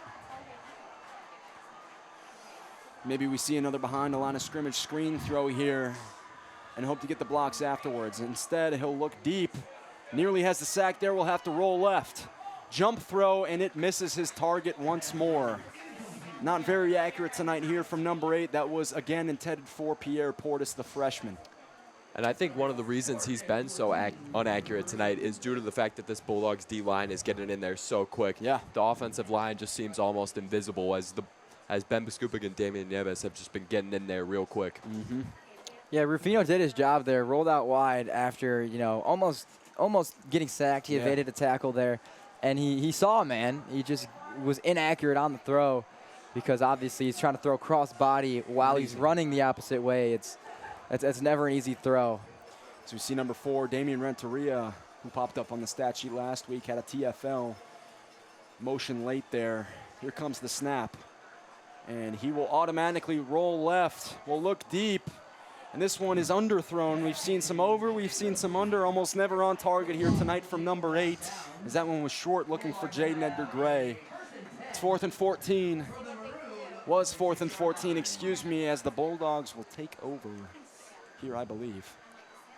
Yes, they will. Garcia appears to be in the huddle alongside with the other 10 offensive players and coaches for the Bulldogs as we are about to close out this very one-sided first half of Bulldogs football in their favor. We'll see if maybe the Bulldogs can tack on a couple more points as we wind this thing down. I mean, not much to talk about from Elgin's side. It's been very sloppy all around, as some players don't even know if they're in or not. They don't know who they're matched up to. No. It's just looked rough. Garcia will be the quarterback for this play. We'll take the snap, hand it off, double handoff, this time for Caputo. He's got room. He's going to cut up to the sideline, and he'll get a nice gain, dragged down late there. But still, Nico Caputo making his presence felt once more here tonight and in this first half early.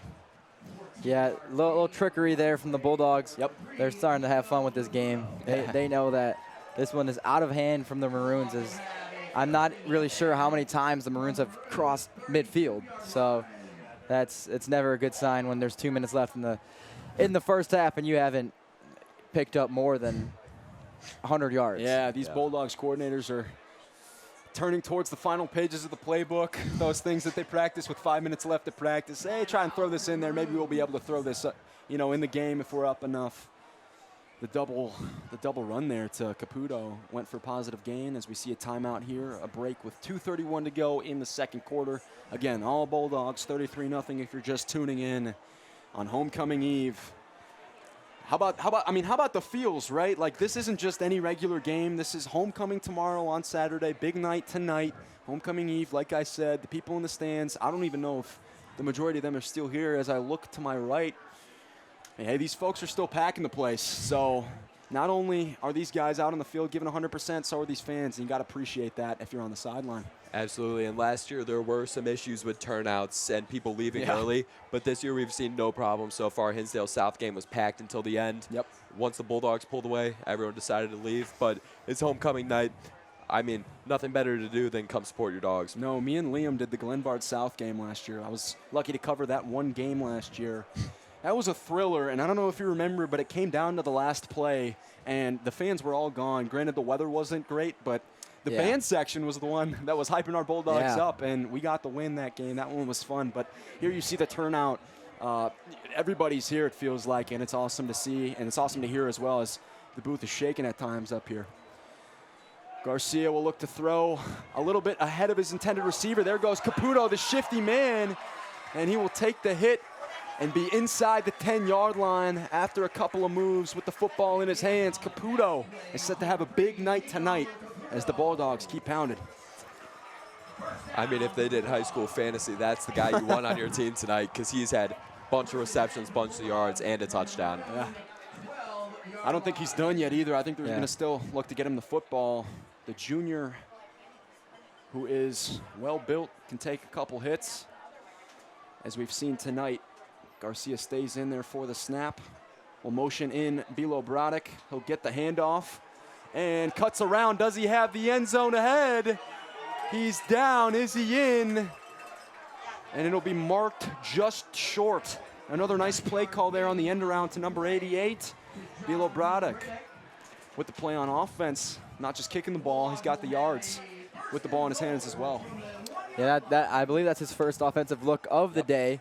He's been out on the field for a good amount of the plays, probably 50, 60%. But there's a design play to him. Love to see him getting some work, especially in the red zone. Mm-hmm. He is an athlete after all. I mean, Styler and company wouldn't have him playing, more than kicker for no reason. And get him involved as a real threat to this offense. It's not like he's, a back of the line, under depth wide receiver.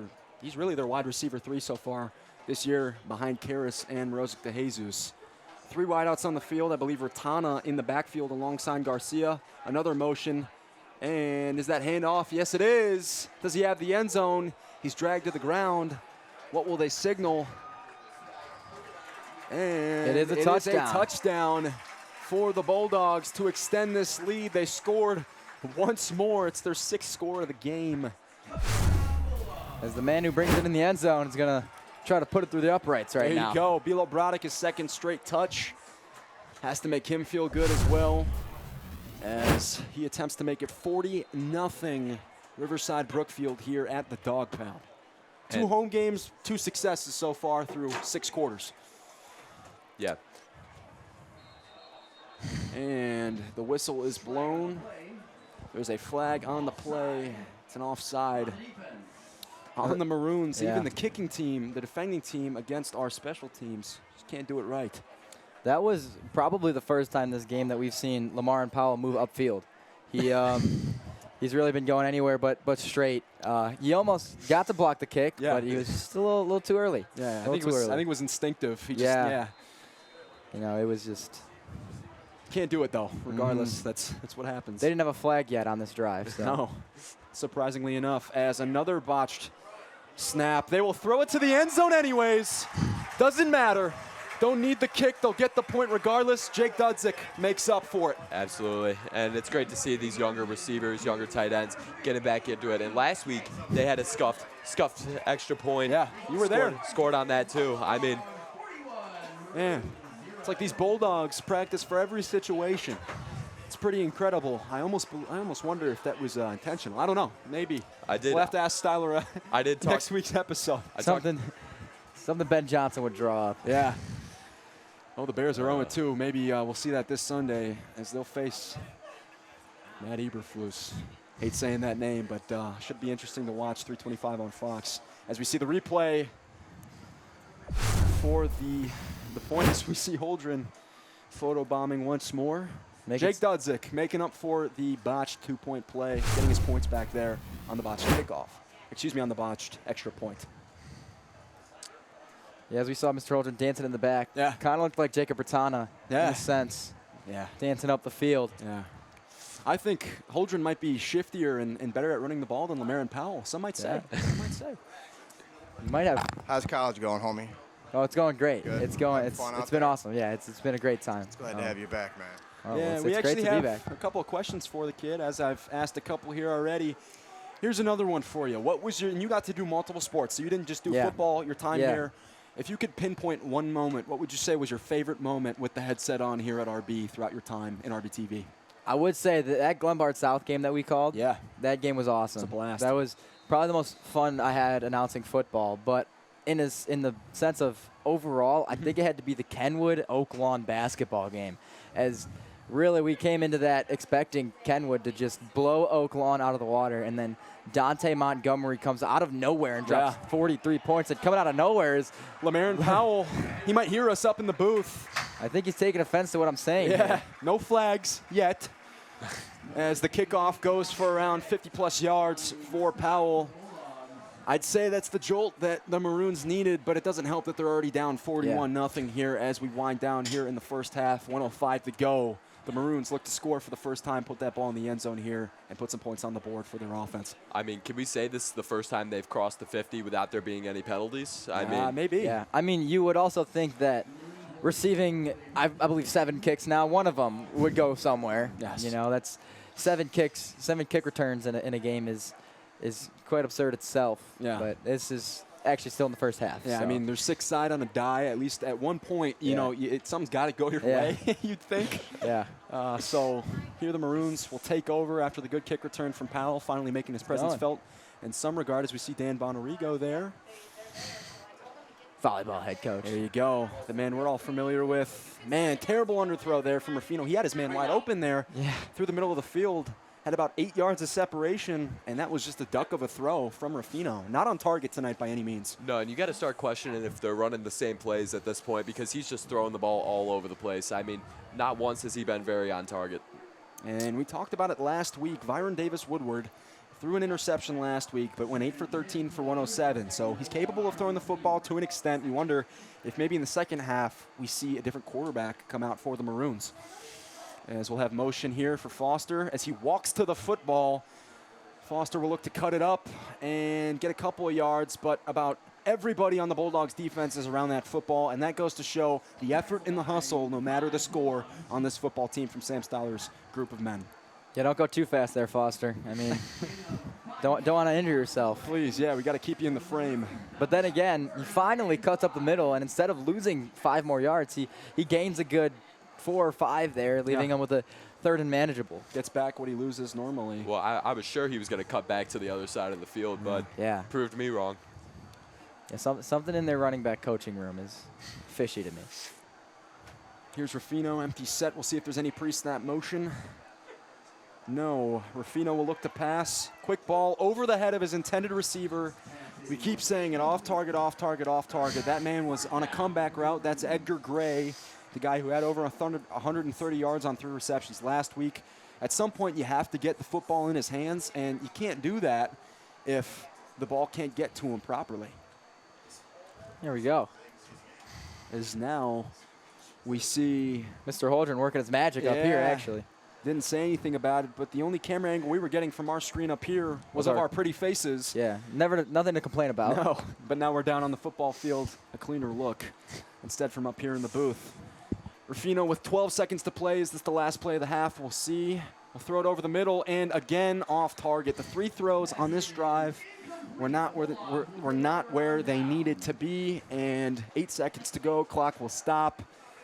And the Bulldogs will take over with not much time left. Almost wonder if they'll just wind this one down themselves and go into the locker room at half feeling good about this performance so far. Not much to complain about here for Sam Stoller, is there? Absolutely not. Defense shut down, shut out. Perchance, shut out so far. Could see a shutout the whole game. But Rufino, I think he thinks his team is wearing green tonight because every single ball has been into the turf. And Elgin has just looked rough, and I think the Bulldogs have taken advantage of it. Coach Vojak in there addressing the men on offense in the huddle. His coaching staff, a prized one at that. All these guys are playing their part, doing their job. An instrumental job, an instrumental reason why this team is looking to be 4-0. As we will take a QB kneel into halftime. Not much to complain about here for the coaching staff. Not much to complain about here up in the booth. Aiden Chef Consimino and our man, our myth, RBTV legend, Liam Cohane. We will send it into halftime. 41-0 Bulldogs. Offense looks great. Defense looks spectacular, making plays all over the place. The Bulldogs are up quite a bunch here as we move into halftime, folks. Yeah, the guys coming out here, we got to make sure that in the second half we don't let our foot off the gas, right? It's going to be a running clock here in the second half, but we got to make sure that we still execute the way we did in the first. Anything you want to look to improve on in second half? No, just make sure we're cleaning everything up, executing what we need to execute, and finish this game out strong. Thank you so much. Appreciate you guys. King and Queen for this year's RB Homecoming. What does it mean to you guys to be nominated? I feel like it's just, it's really fun. It kind of brings up the spirits in the school, and I think we both feel pretty honored to be chosen as, Homecoming King and Queen by all of our peers and classmates. So it's very nice. All right, thank you so much. Perfect, thank you.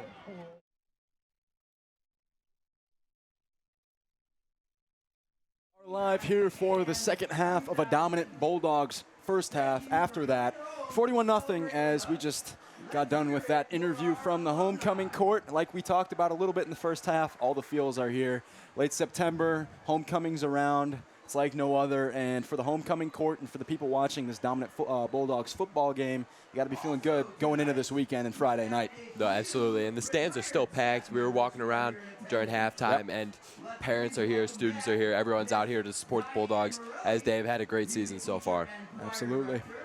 Yeah, I mean, this obviously is bringing back memories, right? I mean, I'm talking like it was so long ago, but I mean, this is obviously the best time of the year out here in Illinois. For sure. The weather cools down. It's a brisk 70 degrees every day.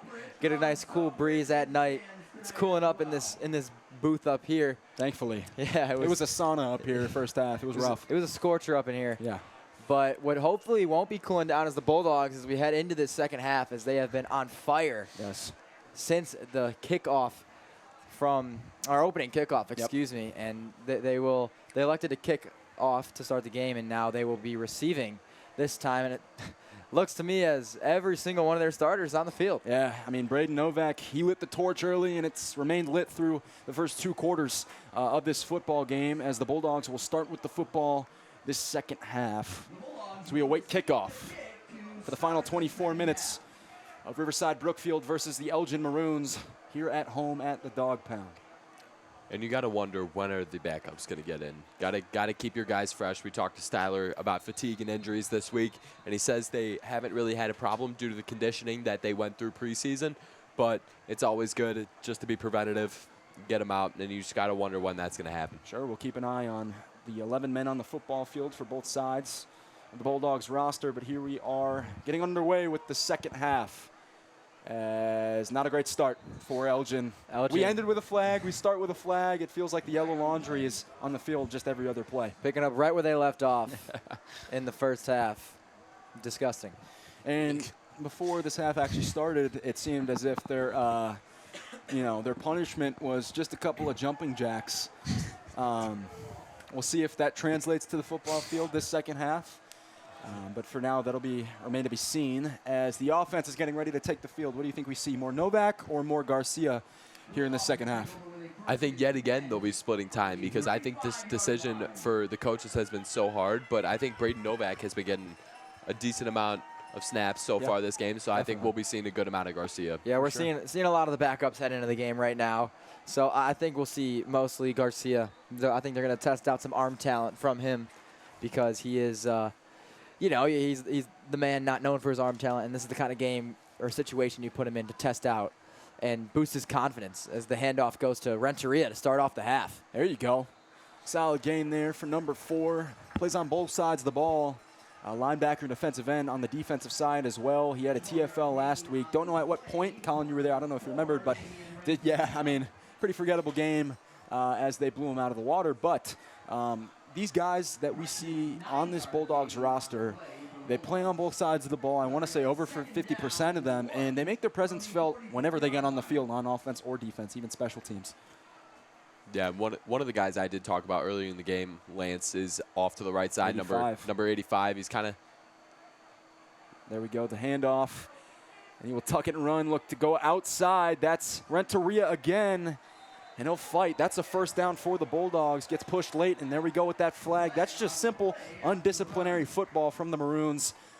I think they're starting to get out of hand a little bit mentally as well. And as I said last week, it got chippy as the game went on. Yeah. Cannot let that get to your heads. You cannot let that affect you as a team, and you cannot let that affect team morale. Let the other team do it, but don't let it affect you guys. Yeah, I mean, they are down 41-0. It's easy to get in your own heads and for the Maroons and to say, well, this one's all over, on to next week. But getting in that, mentality where this game's over, that'll translate to next week, and not in a good way. So you don't want this next week of practice. Obviously, it won't be great for the Maroons, considering where this thing is trending, but you want to leave with some positive plays. You want to get maybe your underclassmen feeling good, get them the ball, and have reason to be somewhat happy with, individual performances this week for Elgin, as Garcia remains in at quarterback. And it'll be handed off to Renteria once more, fights forward for positive yardage.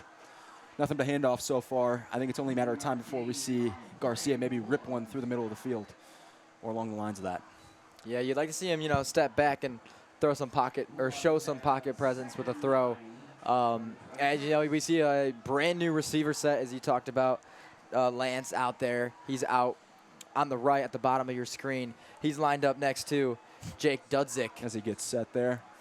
You'd like to see a throw-in play from Garcia, obviously build some confidence, and here one comes. We'll take one from the pocket. That was a sharp throw there, but solid defense intended for Dudzik, who, whoa, and oh my goodness, we have helmets off, and there's punches thrown on the football field. That's Matt Legaitis getting into it with an opponent on Elgin's side. Makai Givens. And really, if you're the Bulldogs, there's no point for that. You guys are up 41-0, and let the scoreboard speak for itself. I don't like that. I'm sure the coaches are probably irate, but you got to stay composed here. Don't get in your own heads on either side of the football here as this one unwinds. Yeah, it looks like Givens' day just got called by his coaches. He's heading right to the sideline and probably finding a nice warm seat on the blue bench behind there. That's what happens. And you said last week things got chippy towards the end. Obviously, it was a blowout. This is trending in the same direction. I don't think that's going to change as this game winds down. But there's no point for that. Even before that play, we saw the really late hit, the push to the sideline on Renteria. I don't like the way the Maroons are playing to start this second half. I hope the coaches don't. I don't think the coaches have influence on that. I think that's a mental thing from the players. You see that in high school sports a lot. Guys get in their own heads. We talked about that a little bit against Tinsdale South in our last home game. But even for the Maroons, there's just no point. Play smart, disciplined football and show why you should still be, respected as a football team, right? As we wait for the next play. So the penalties will offset for the Bulldogs due to 2 personal fouls, one on opposite sides. Just not smart football there. It's been sloppy this drive, especially for the Maroons, but you'd like to see keep your hands to yourself as much as possible. Obviously, football's a physical game, but none of the extracurricular. Yeah. A little offsetting penalties for a little bit of roughhousing over here in the dog pound. Garcia will look to snap. He'll hand it off again to Renneria. He'll bounce outside and push off his offensive lineman before he's swallowed up there. That appears to be number 6. That's Jaden Edgar Gray on the defensive side of the ball this time, getting him some looks at maybe cornerback, as he's a smaller guy. Getting him some defensive looks as well. And I guess you might as well, right? You're down a bunch. Get these guys comfortable in different positions, at least try to, and see what you have in them at, the other positions as Garcia looks to the sideline. And a guy we've talked about a little bit this year, Tim Giacomelli, he came from Nazareth his first sophomore year. Was supposed to be a great receiver there, transferred to Riverside Brookfield. And we haven't seen much of him yet, but him and Will Rio have been 2 receivers that have been in there so far this drive. Haven't seen a look to them yet. And Garcia with a nice move to avoid the sack. I don't know how he's still up. And he'll fall forward. Man, nifty in the pocket there from Garcia. Quick feet.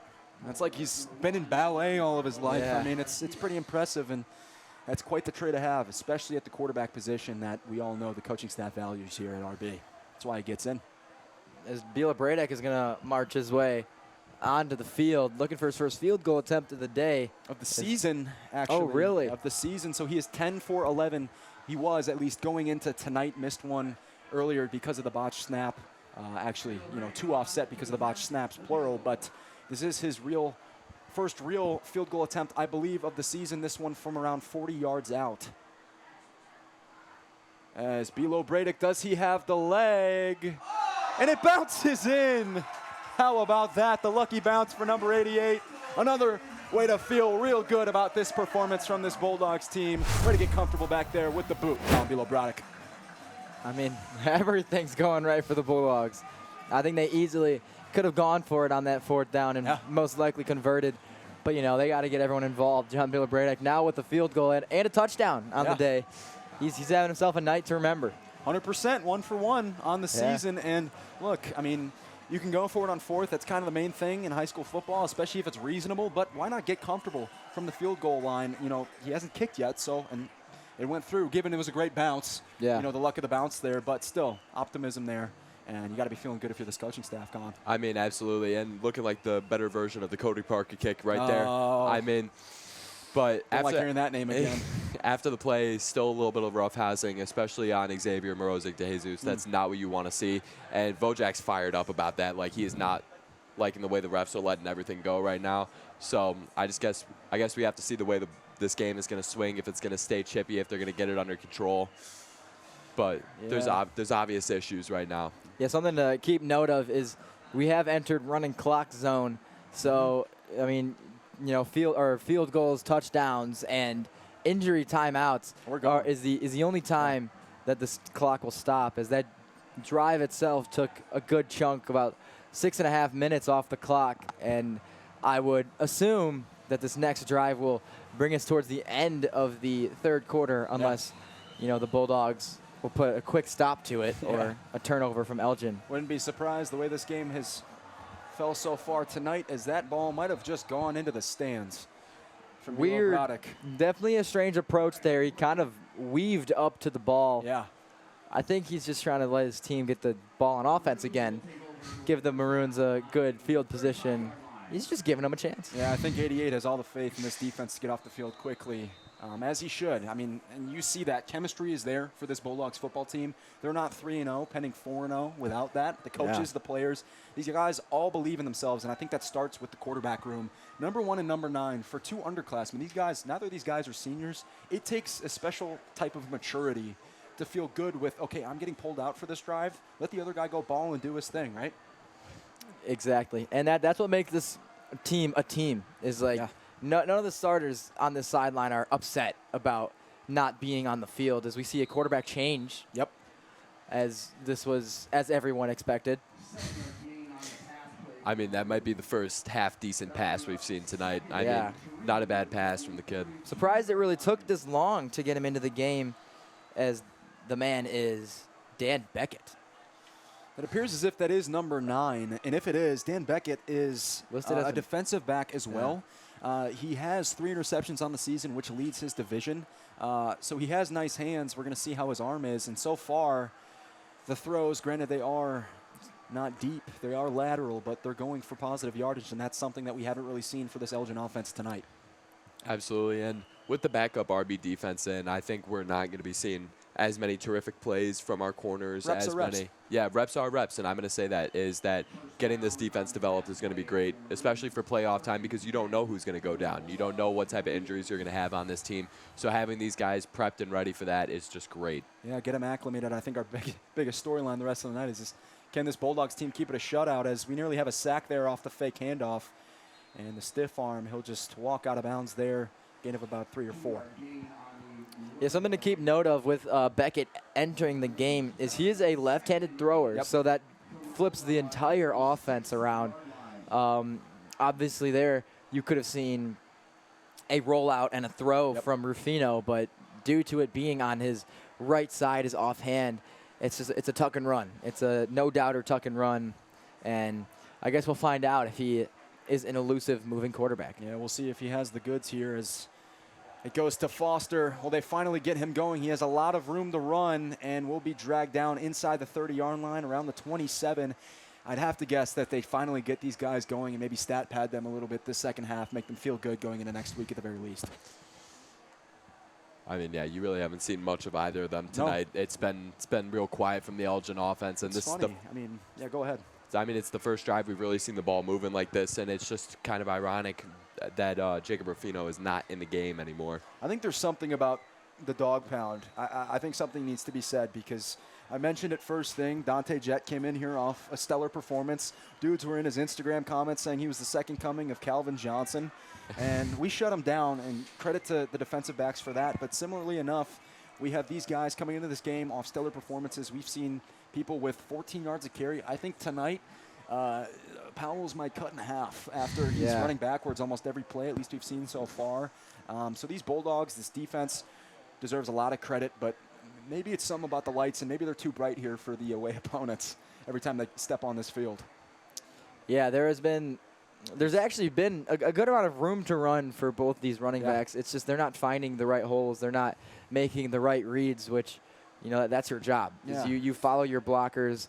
They haven't really shown any trust in their O-line or their receivers to hold any blocks, which, you know, ultimately gives or opens up more chances to get called on some penalties when a receiver notices his running back goes to the wrong side of him, so he's holding the opposite side. As we have a Bulldog down, that's almost like DeAndre Swift, if you're familiar to Bears football. Yeah. One of the most annoying players to watch, because like you just said, the holes are there, he just doesn't take them. He's hop stepping, and you know, he just can't find the hole, which, like we said, is there for him to cut through for an extra 8 or 9 yards. He just opts not to take it, as that was Ivan Safesky, the senior. Took a minute for him to get up, but was brought to the sideline as the next play is coming up for Beckett and company on Elgin's side. Inside the 34, the white and red. Can they finally get on the board here with 2:40 in this third quarter?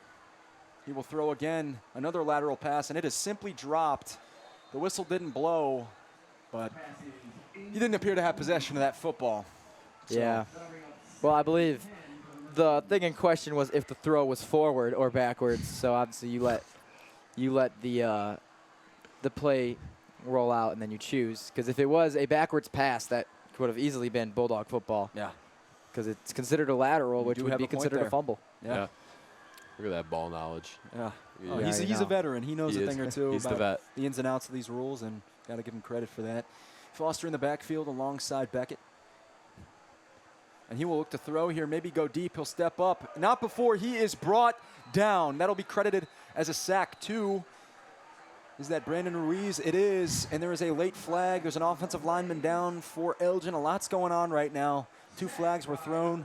We're going to wait to hear what they were for. I But think Brandon Ruiz, the man who had a couple of tackles last week against Ridgewood, gets in there for the sack. The reason we didn't see Beckett play this whole game is because he takes his first sack and then puts his hands in the face of the defender who sacks him, which is a disciplinary issue. Yeah. I mean, he can't even really be too angry at this point in the game where he's seeing his first snaps. It's not like he can get annoyed with how many times he's been sacked. Yeah, and it's just been super undisciplinary from Elgin tonight, as we've seen a lot of penalties, a lot of fighting with the Riverside Brookfield team. Yeah. And I would say so far it's been handled well. Like, Riverside Brookfield really hasn't taken any shots back at them. But just look to see that later on tonight, as they might have to call this game if it gets too chippy. Well, there's an Elgin player down on the field, and you got to give coaches credit for that too, keeping them in line. We said it immediately when it started happening. There's no point for it. You're up, 7 or 8 scores. Just keep it clean. Finish this game out. Feel good about it, and not have any reason to look back at the tape and say, hey, why did we do this, and how does this benefit us as a football team? And, Beckett, after his really undisciplinary foul there, we see in the huddle for Elgin is back. We're back with Rufino. We are. He's the man in the huddle. I think Beckett just ruined his chance like Givens did earlier in this quarter. Yeah. Not something you ever want to see out of a guy who's given a chance in a game where they're down 40, trying to make a name for himself, earn a roster spot, and throws it away by throwing his hands in someone's face. Yeah, that was Lorenzo Manny Hernandez, the man number 58, slow to get up as he's helped off the field. That's the Maroons tackle, 5'10", a junior. Hope he's okay late in the game. You never want to see injuries this late and this lopsided. Styler just had a conversation with 2 of the refs. I wonder what it was about, as there were 2 flags thrown. The Maroons are moving back after that play, so whatever flag there was, Styler did end up accepting it. We are 150 left in the third quarter. Have to wonder what that was about. Some coaches seem pretty frustrated there on the sideline about whatever it was. I would like to say that both the refs threw their flag at the same time, so I'm thinking they saw the same thing. Yeah. Obviously, resulting in 1 flag, but now it looks like the sticks are moving back forwards now, which I'm not really sure how or why, but maybe that's what sparked conversation from head coach Sam Styler. Oh, never mind. The sticks stay where they are. This is a third and a mile is what it seems to be. Third and 32. So, wow. Going to need some nifty play here to make up all that yardage and then some. We'll see what they do. Obviously, this is the first play Rufino has to offer in the second half. Can he find his accuracy on this throw? You'd have to hope, if you're a Maroons fan or if you're on this sideline as a coach or a player, they got to get something going eventually, even if it's just a couple of points on the board here tonight. Don't want to leave with a shutout here. Yeah, absolutely. And something Sam Styler talked about earlier today was that they have the second least amount of points given up in the Upstate 8, and yet again, they're shutting out another team. Foster will put his shoulder down. Should be what he's doing at this point, but not before he goes out of bounds. Got a solid gain there, but won't be enough for the first down as fourth down ensues. Yeah, he picks up around 20 yards, which, ultimately sounds like, or actually, no, they're going to rule him way short of where he laid the body. Yeah. They probably give him about 10 yards there. Solid game, but it was third and 32. 4th and 43 is what we see on the board, which is I don't know very if that's correct. incorrect. There's only 39 yards to get to the end zone here. Yes. Rufino will look to throw, pump it, throw again. That could have been picked off. And Wow. now another flag is thrown. Got to wonder what that's for. That was Tristan Anderson, the senior, on the play on the quarterback. We'll see what the call is. They might call a roughing the passer or a little intentional grounding, but I believe Rufino got out of the pocket holding. Penalty will be declined on what the scoreboard says is a 4th and 43. Obviously, that's impossible, but it was still a 4th and a mile nonetheless. So the punt unit, or we will just flip sides. Getting sleepy up here, man. No, I know. Liam, how's that Arizona State football looking this year? A lot better than Elgin Maroon football, I could tell you that. But a little disappointing to see them fall to Texas A&M last week, or in week 2. Sadly, we haven't really had a good opponent at Mountain America Stadium down in Arizona. So I've watched them play Texas State and Northern Arizona University, who they put up their fair share of numbers against them. But it has been a blast to watch Jordan Tyson and Sam Levitt ball out and show why they are the top draft prospects. How's the stadium? Cool atmosphere. I know college football, a lot of people say the college football, the atmosphere that comes with it is like no other. What do you think about it so far in your experiences? Yeah, you could definitely feel the stadium pulse. It's a real thing out there in Arizona. As this year they actually have sold out back-to-back games for the first time in school history. Wow. As ASU has never been known for their football, and ever since Kenny Dillingham has flipped the program around, he's gotten fans to get their butts in some seats, which is a great sight to see, obviously. But definitely looking forward to watching some more football, as hopefully ASU can put up numbers like the Bulldogs. Yeah, no, we're all really happy for you. We're glad you're having fun, man. Yeah, appreciate it. I mean, couldn't do without Holdren. Yeah. Shout out. Kenny Dillingham, he's a character, man. I love that guy. Oh, yeah. He can get the crowd going. Yeah, for sure. As Garcia will take the snap and hand it off to Renteria, once more. He'll cut outside, get a nice gain there, and he'll continue to fall forward past the 50-yard line. Renteria having a nice couple of carries here so far every time he's touched the ball.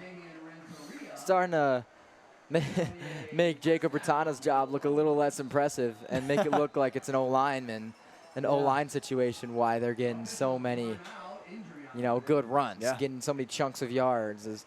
Not only is Renteria making his way up the field, he's making his way with the guards, with the tackles.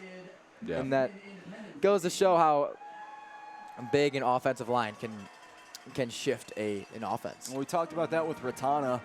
He has a way of moving with the guards. It's like they're like his gate, right? I mean, he has the hand on him the whole time. He's like, all right, guide me this way, and it works, like a charm. And same thing with Renteria. So it's a credit to all these guys on the offensive side of the football. We just had another Elgin injured player. I believe that was Gian Holmes, the senior, as he stays on the field, but he was slow to get up, as the Bulldogs offense will trot back out on the field with a 1st and 10.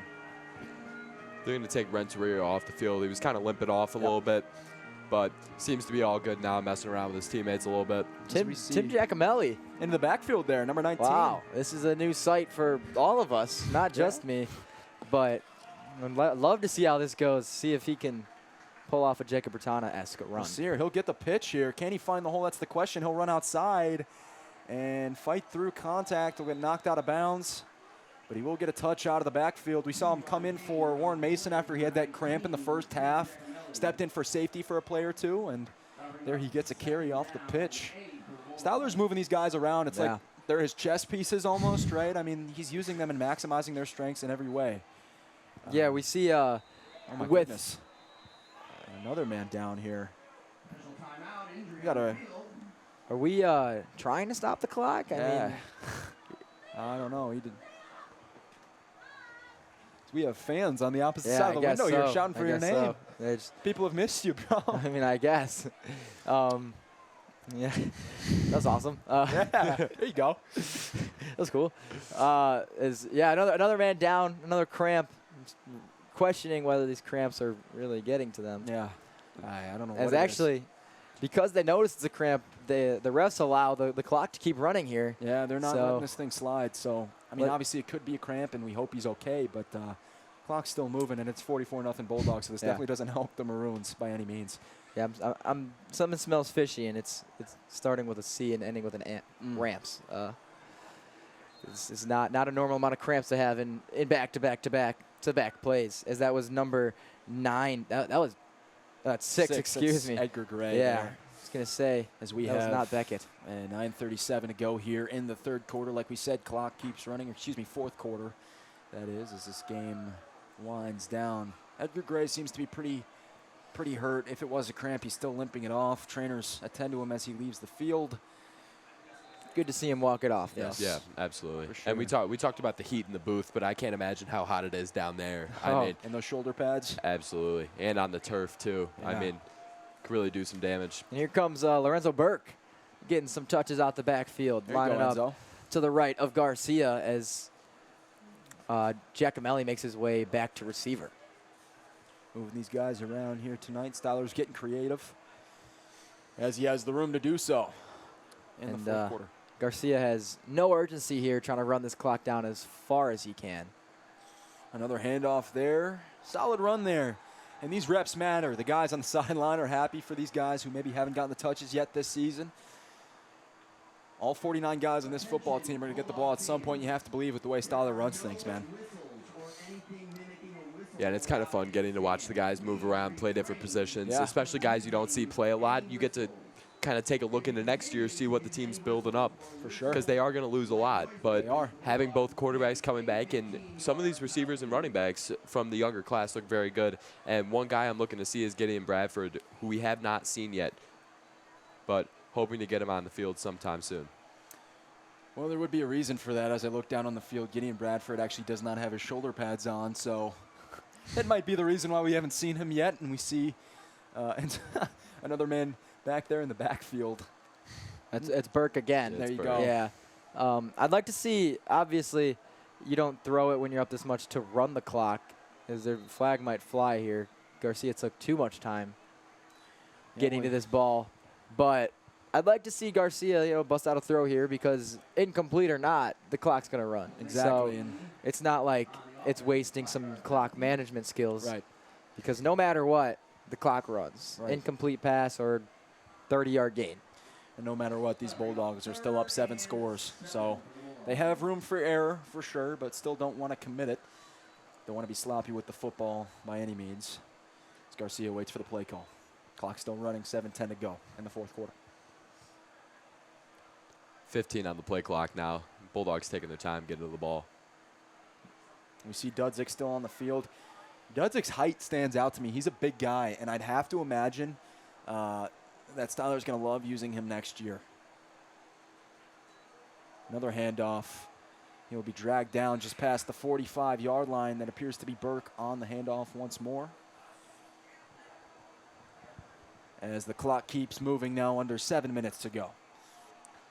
Now, looking into the Bulldogs' schedule these next couple weeks, they got some big games, and I think pulling them, getting the starters out of there is very good, as I know they're going to have to play Glenbard East eventually. They're going to have to play Glenbard South, and even Fenton. Fenton is a sneaky team that we saw last year. They took the Bulldogs down. So I think just the fact that they got the starters out so early and they did not have to play throughout the game is good. Yeah, I believe the Bulldogs have Fenton at home next week. Another big game for them. Obviously hope to stay undefeated there as well.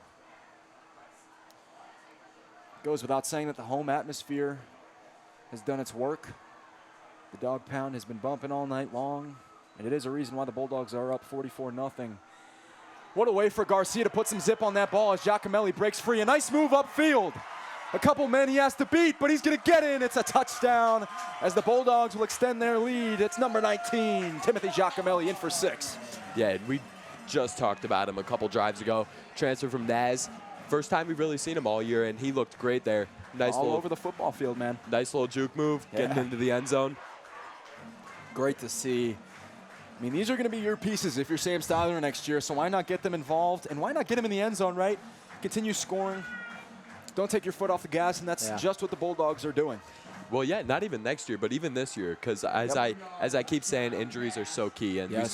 we saw it last year. We saw a couple guys go down throughout the season. Like, you just need to know when your time is coming, and you need to be there to step it up when it's your Absolutely. time. Bilo Braddock will put it through. Pretty sharp, all things considered, here tonight. Have to include that 40-yard field goal that he doinked in. Number 88, he also has a touchdown as well. All of these guys are getting involved. That's the key tonight. Timothy Giacomelli just went in for the score there. And these Bulldogs, they won't take their foot off the gas. 51-0 with 5:45 to play. Yeah, as they hit the half-century mark here. It's been all Bulldogs from first whistle to 5:45 left in the As we see fourth the quarter, replay. and something that they're obviously looking to keep a grasp on is the 0 on the side of the Maroons. Yeah. That's a huge accomplishment for a defense. Even keeping them at 0 for a half, it's been something to look at. As you guys interviewed Coach Sam Styler earlier this year, and he mentioned how they had the second least amount of points given up in the upstate, into the Upstate 8 East Conference, and I want to say this is their second conference game. Yeah. And it Helping their shows. case. Yeah, it's definitely helping them. I mean, this will pay off later in playoff seedings. Yes. The brackets. We always end up lining up against Caneland or East St. Louis, jeez. they gave us a nice spanking a Gotta hope they don't couple have a- years yeah. ago. Hopefully not this year, but No. Yeah.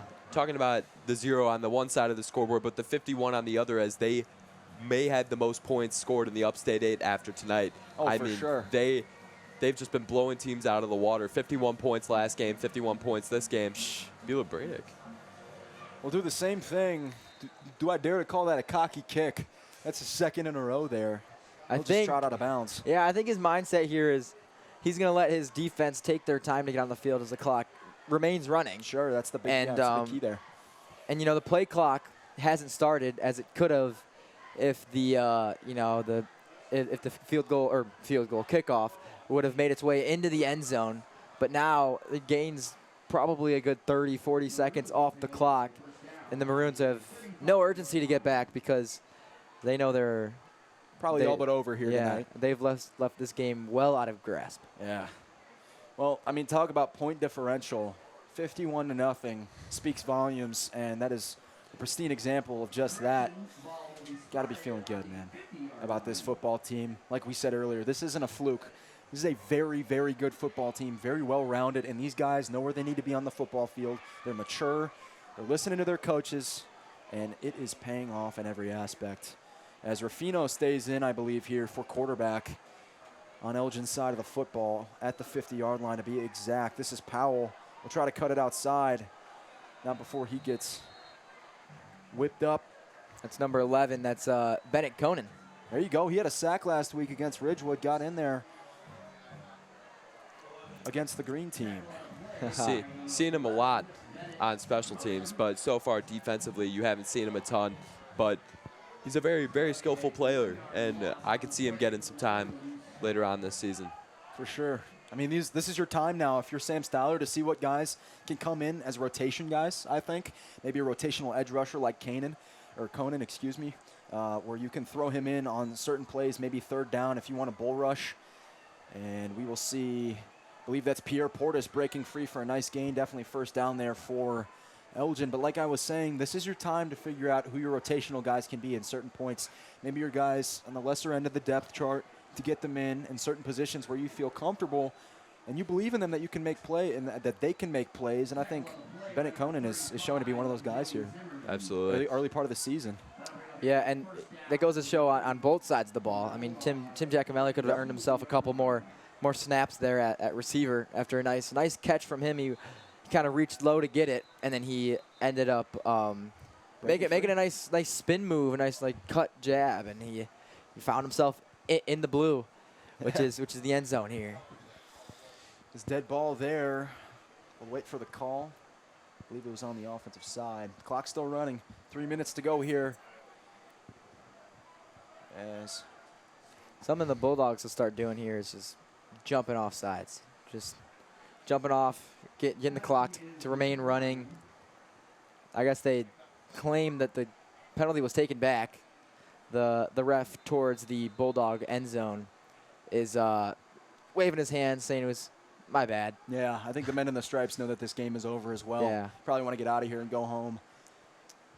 Got stuff to do. It's a Friday night. Yeah, Rufino, empty backfield. We'll look to chuck it up, and that could have nearly been a pick had the defensive back gotten there. Was way off target once more. Rufino through the air tonight, not very sharp by any means.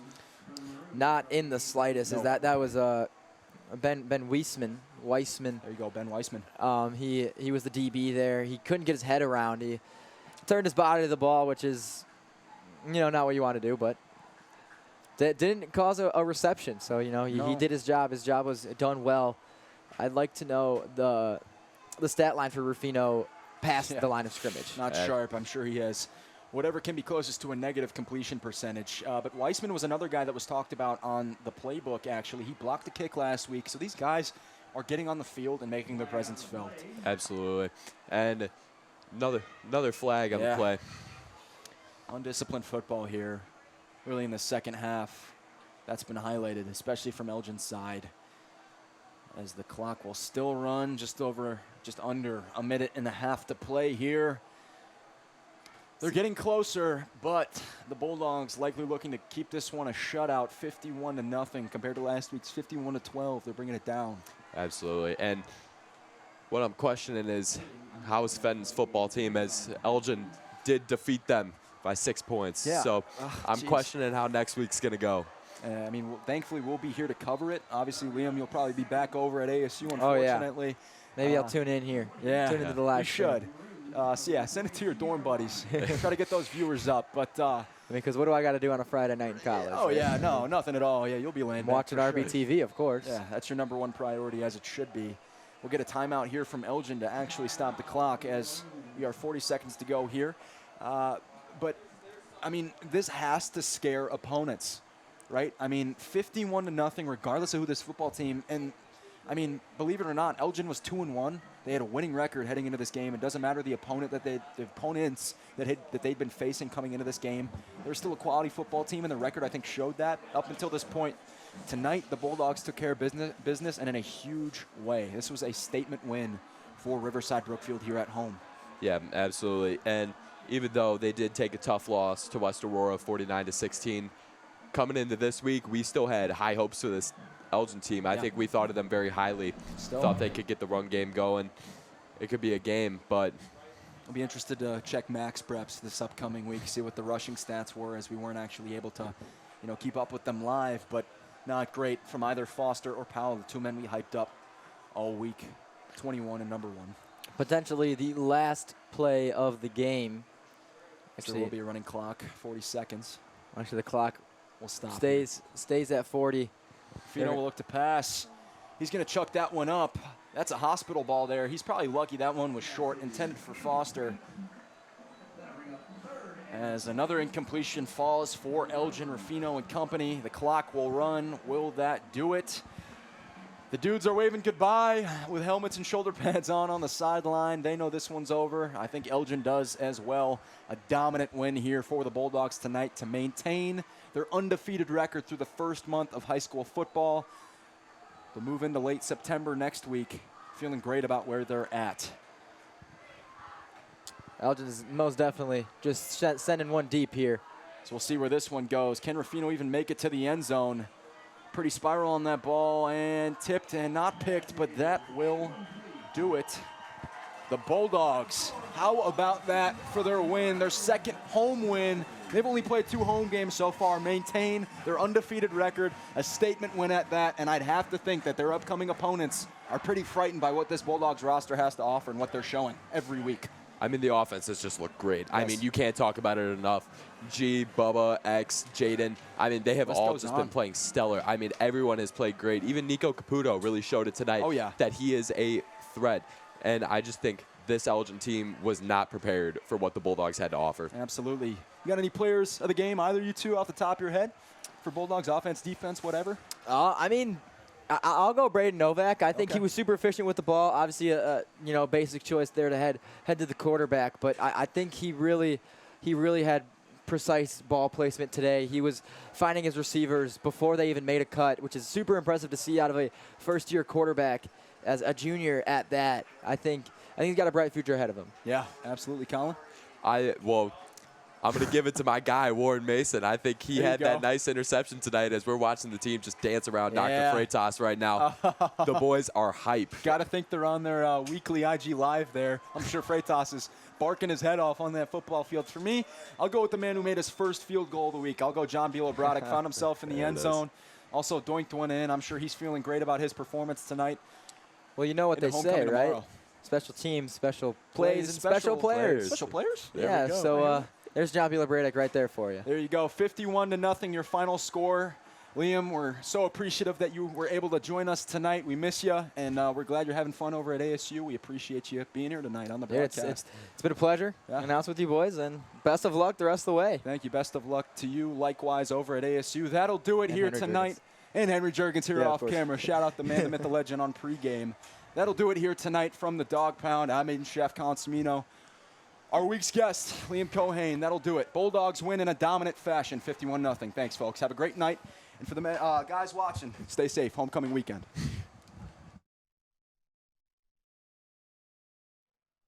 My old linemen, they pushed me to the best I can be, and I just follow them. What's led to RB's success in this great 4-0 start? It's all of us being united. You know, before we were here and there with each other, but this year it's been really unified. Thank you so much. Thank you.